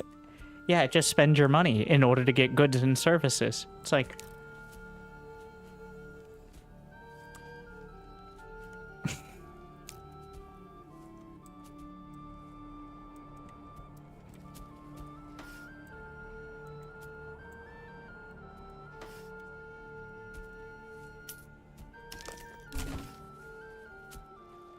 More construction!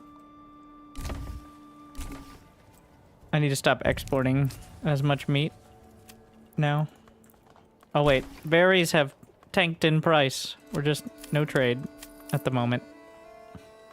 We could trade vegetables probably, but...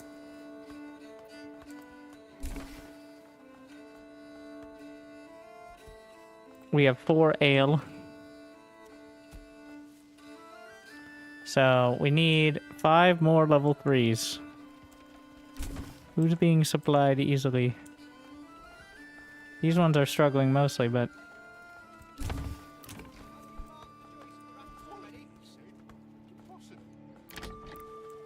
Wow, they got it done fast. Working well. 1, 2...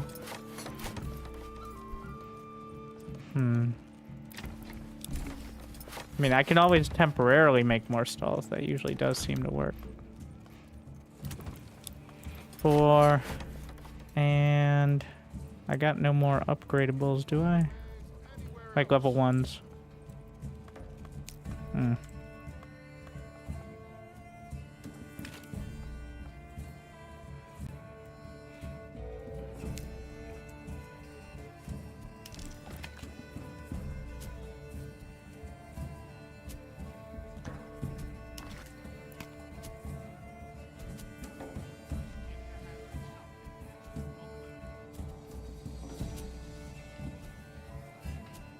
Maybe I should have just made a market with more space. I'm just gonna throw it down here and see how it works.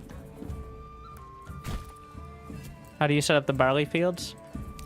I reject them and embrace vegetable farms. But usually just 1 year on, 2 years off, but it's rough, honestly.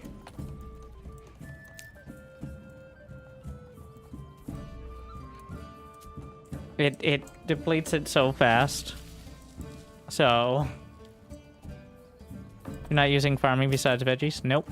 I need 3 types of food in order to upgrade to level 3s. The idea here is we're trying to get to Large Town, the largest development, by the end of year 2. Which is this scenario in general, but currently it's July of year 2. And technically bandits on default difficulty on Restoring the Peace don't attack till year 3. So I would already have the town. Like, there's no difference between the non and bandits. I guess they might steal a few of your goods, but it's not a big impact.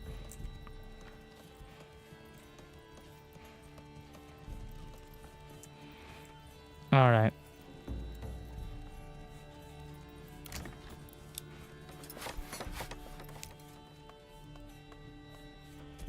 Looks like we got that extra... We just need them to stock the clothing stall here. I'm gonna put 4 in the storehouse and max out the granary.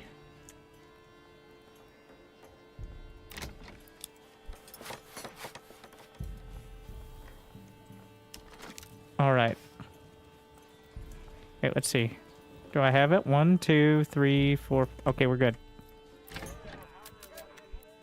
Time to get rolling.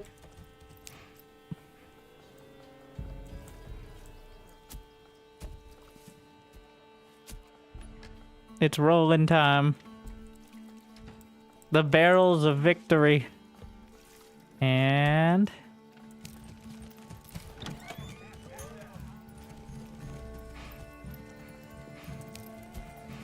there. Instant. 1, 2, 3, 4, 5. And let them taste it and then move on.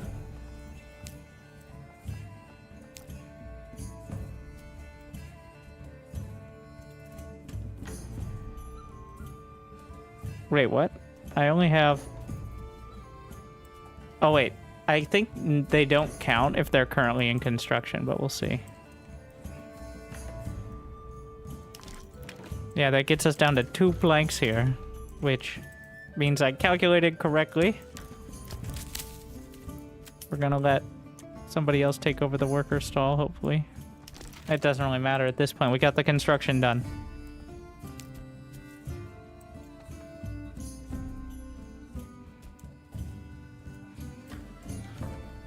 As long as you start it, it doesn't matter. Like, you can say there's ale in the tavern.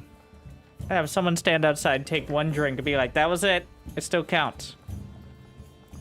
Like, for that moment at least, there was ale in the tavern.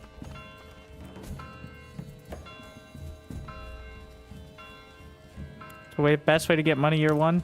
Usually I just sell, if there's excess food, like berries or meat, past like a stockpile of 50, you're not going to need it for a couple years. Like, they only eat like 5 or 6 a month.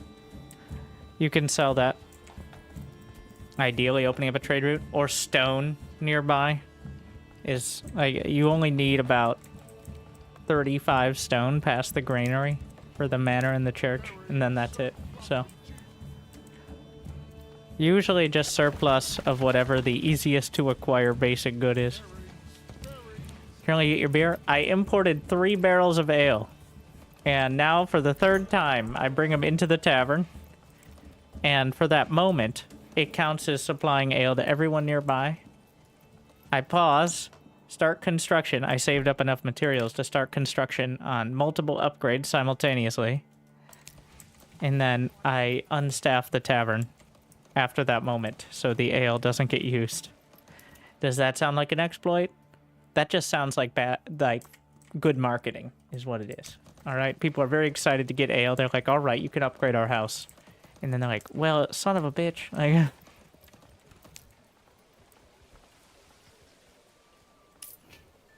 not my problem after they have the house and they're complaining.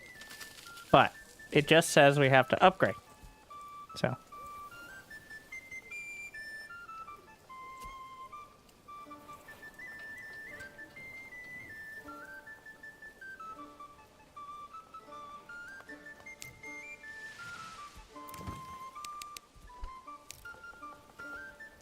Let's see, are we gonna get it done?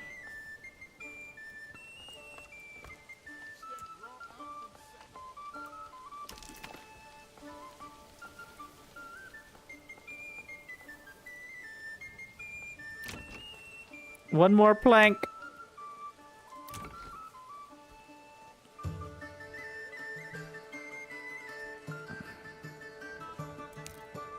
There it is.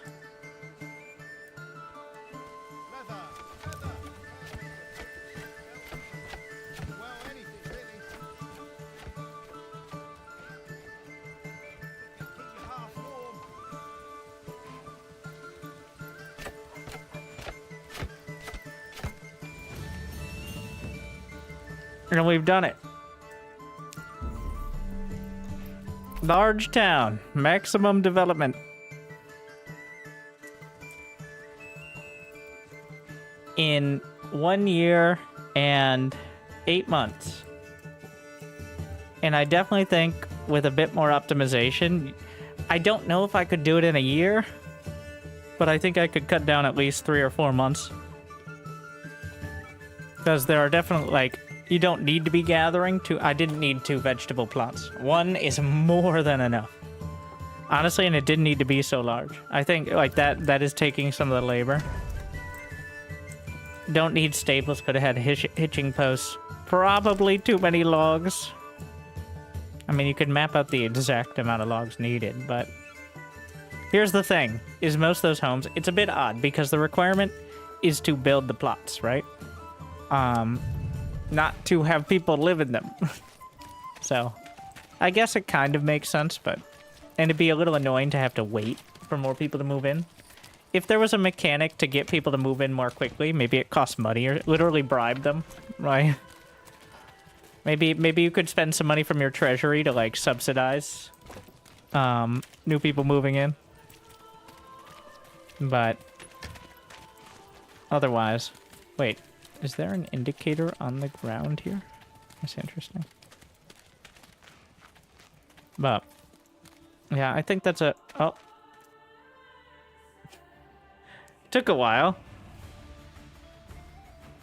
Oh, it's doing the epic victory music. It's so quiet. You guys ever seen the victory sequence? It's pretty cool, actually. Be a lot... Victory! 530 days. Enemies killed 143? Is it counting deer?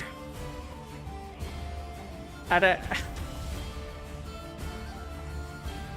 Who are the enemies?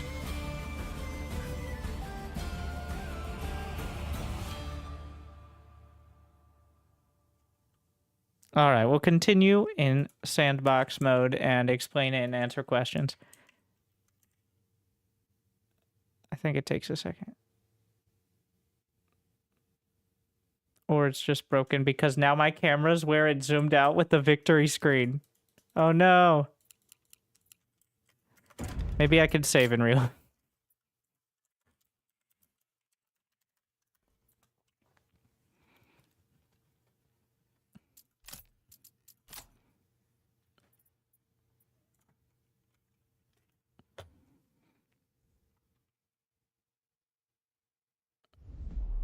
All right.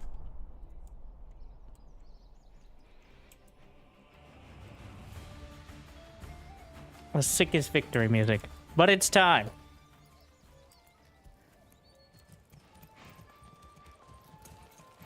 You've played Manor Lords for a little bit now. You've gotten some of the tips down, whether from some engaging YouTubers who ask you to like and subscribe, or just from learning it with your own 2 brain cells.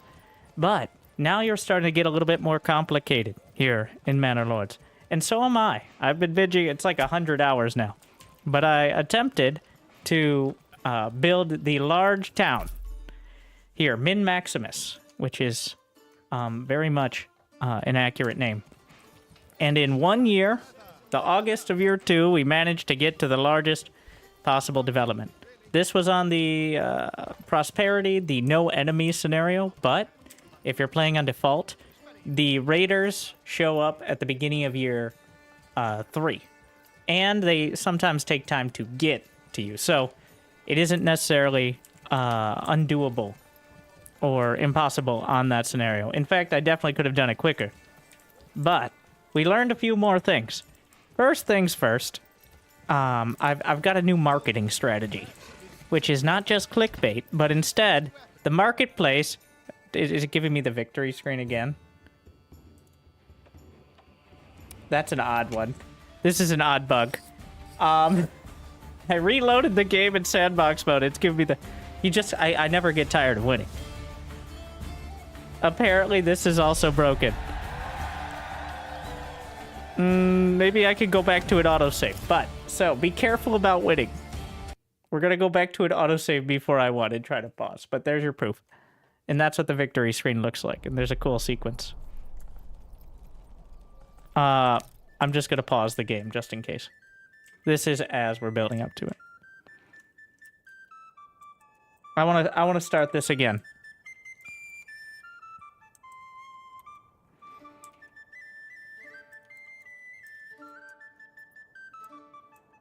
Oh, this is actually before we got all the construction.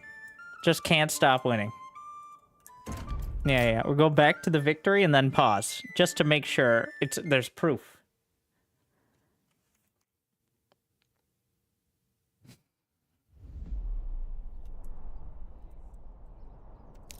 I don't know if it's gonna bug out again. But we're doing live tips.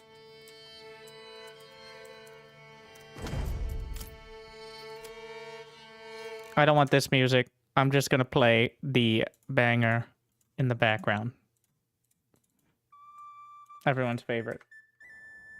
Best song.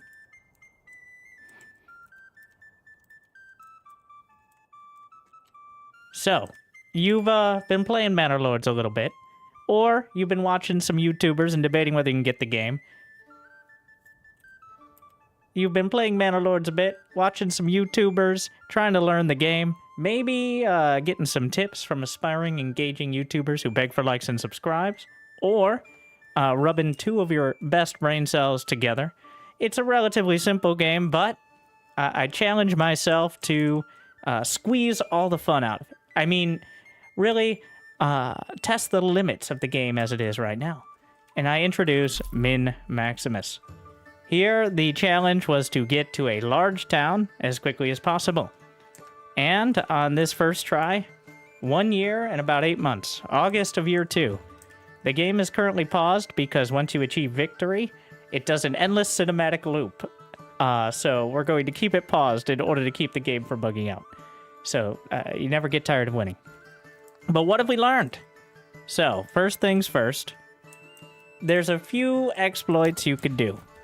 And I'm going to say them right off the bat, and you can decide whether to use them at your own discretion, I guess. I think the big one is market stalls.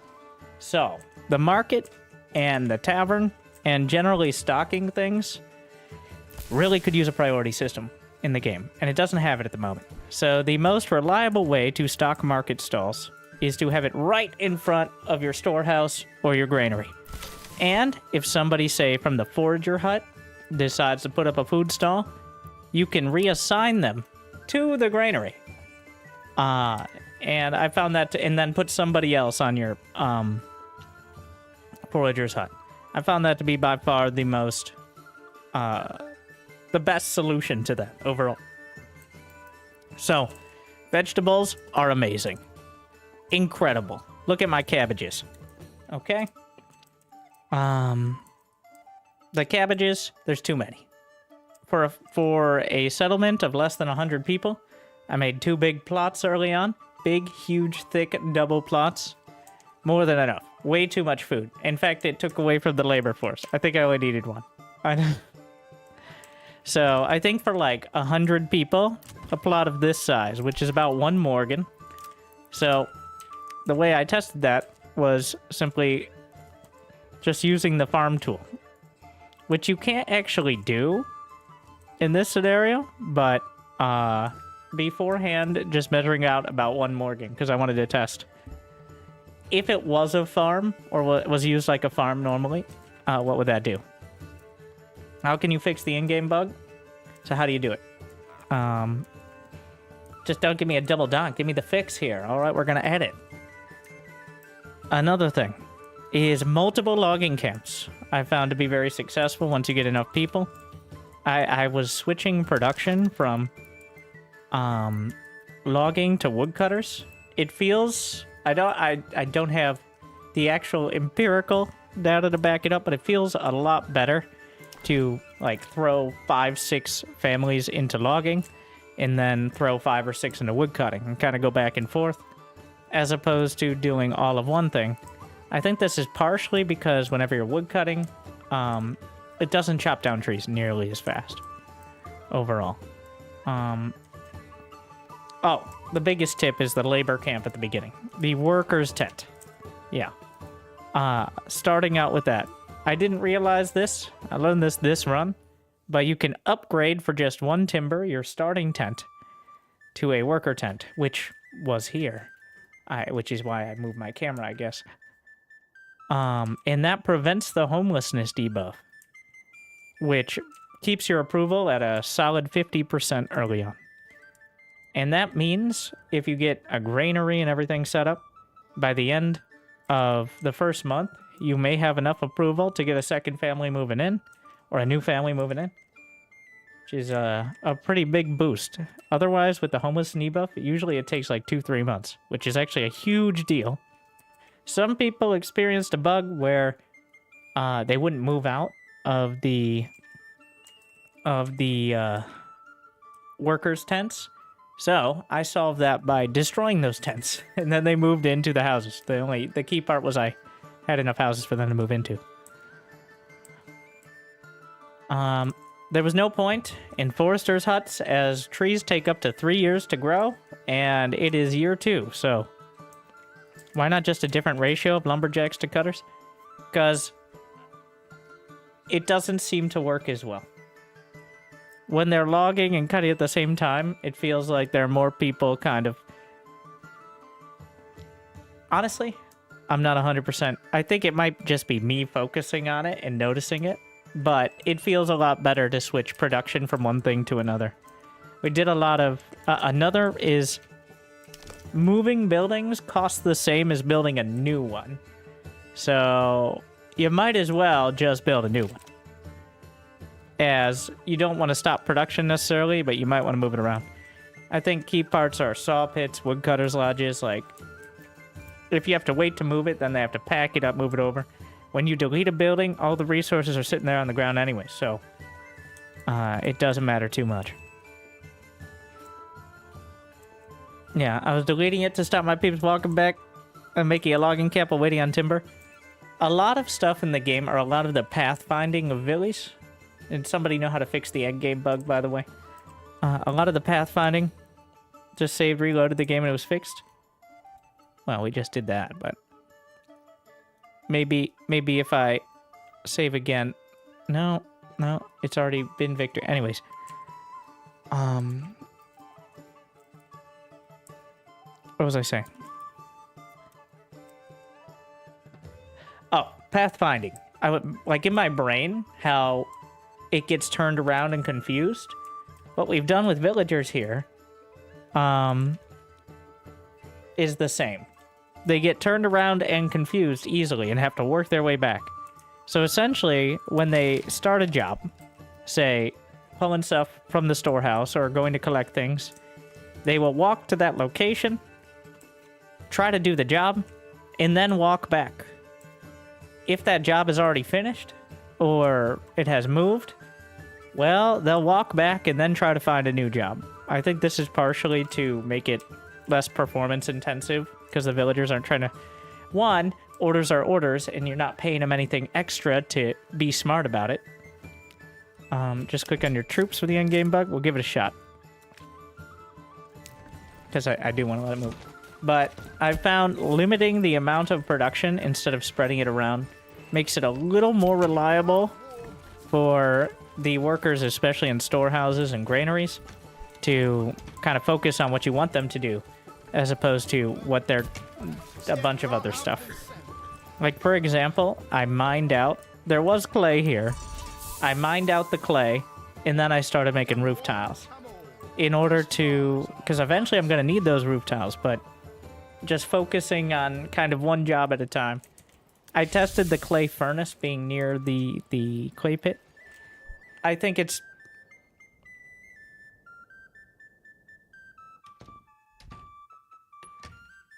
Firewood, firewood. Victory!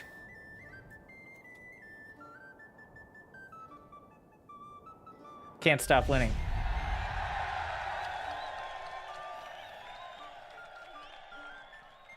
Never get tired. Well, a little tired of it now, but... So. We'll try one more time to fix that bug, but... Yeah.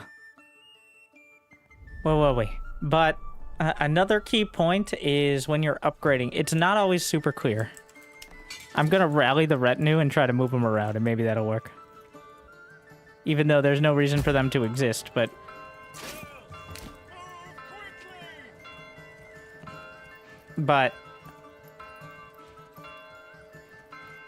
a little off track. Yeah, using roads in order to kind of outline houses was very helpful. I kind of hate the look of it, obviously, but things that aren't on right angles and like building stuff, like essentially anything but housing, somewhat annoyingly. Even when you say don't snap to roads, it will still snap to the roads at the moment. So why not have the roads be where you want them to be? Let's say I want the jankiest looking home here. All right, I'm not here to judge. And then, there you go. I mean, the same applies for the grid system. But on the reverse, and this is the part that's kind of annoying, is you have to make the roads first if you want to make something like a storehouse. So what I like to do, especially early on when you don't have that many resources, we're going to pause the game, important part. So now there's space for a storehouse here. Say we're just starting out. Now I can delete it. I don't need a storehouse before I need my first housing. But now we've got that marked out. So you can always just delete it later. So in case your roads, if you really want these suburban hell McMansion straight lines here, what you do is double click or just click the work icon every angle, and that will end the road and you can create a new one. Otherwise, it will try to do the much more natural yet inefficient curves, like so, which you can adjust with the road curvature with control and middle mouse.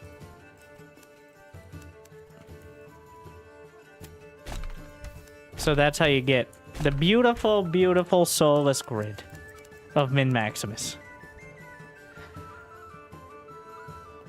And don't have to worry with silly things like non-right angles. The same goes for the marketplaces as well, where, like, early on, and now I found this to be, I think marketplaces, even if you don't, like, I absolutely hate how they work by default. Like, when you do this, and they're like 2 stalls or 3 stalls. Really? Okay. So, if I'm gonna have 3 stalls, let's at least be interesting about it.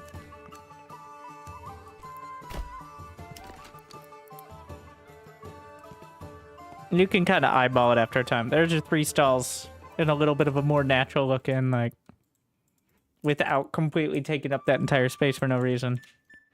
And of course, the actual minimum you need is just that. You can just keep gaming it. You do have to build the roads first and then the stalls because the freeform tool doesn't really work, but there you go. And what I've found, in order to stock houses further from the market, I did want to test. I haven't tested it yet.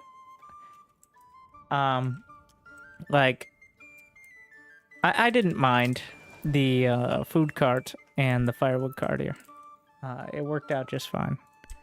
But some people have recommended a much larger market with more supply. I haven't had a lot of success with that. I've just made smaller, like 3 wide markets, and accepted that some people on the outskirts wouldn't always have everything they wanted to eat.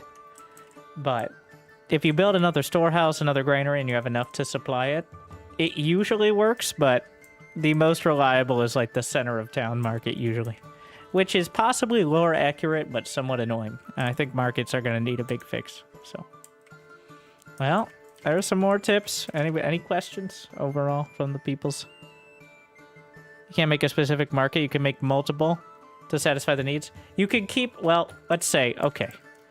Let's say I have a clothing stall here. I don't need 2 clothing stalls here. So, you can delete it. And they got to pick up the supplies, which is going to take a sec there. So that one was stocked. A lot of the times you want to do this with something that's not being stocked. Like, firewood is pretty notorious for it, right? Well, what are the priorities? So early on I had no hides in the storehouse. That's a good one. but in order to make sure they went straight to the tannery from the hunting camp. But, what was I? The victory is so distracting. But otherwise, just everything in it. Like I said, I mostly managed it by minimizing the variation in production. Like, if we're making planks, we're not making roof tiles. Or if we're doing wood cutting, we're not doing logging. Which I don't think is the ideal method, but it made it easier to manage. Is the summary. What do you build the tannery and industry? I think city center is best. Or at least nearby. I didn't have too many issues with it being slightly further out. But near the main storehouse seems best. But kind of, it doesn't have to be too close, I think. I think most of it, besides the saw pit, which should be by the logging camp. Click on the troops button in the frozen screen. Ah!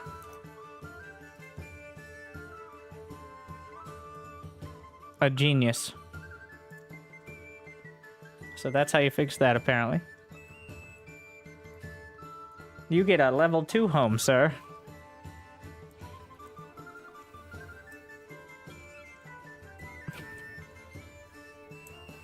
Interesting. It doesn't even require the troops being out, it just requires clicking on it. For those of you who are suffering through victory, Rewarded.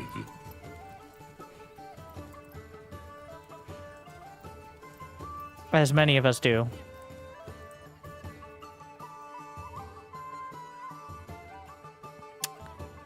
Some notes. Well, it fixed the camera. Can you give that sub back, please, sir? Well. What? Now 2 victories.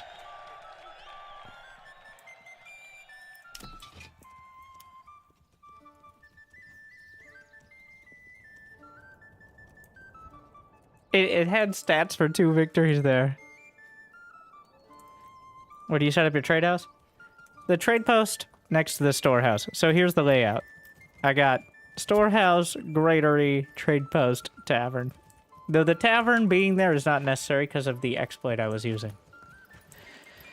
Ah.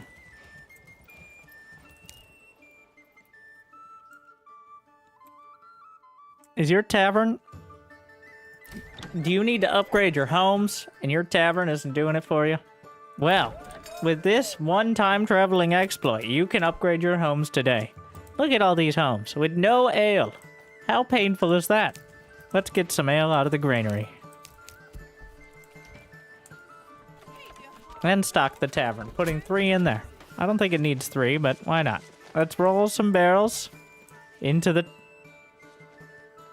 This is problematic. I'm trying to use this to do the bit tips, but I can't stop winning.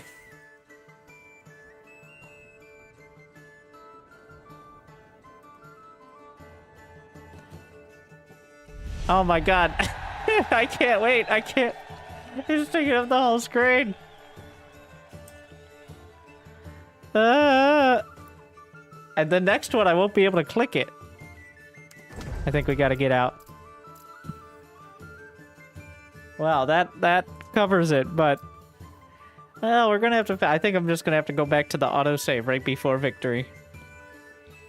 So, interesting that victory is bugged, but don't worry, most people won't have that issue. Unless they use my tips! But thank you for watching. That'll wrap it up for now.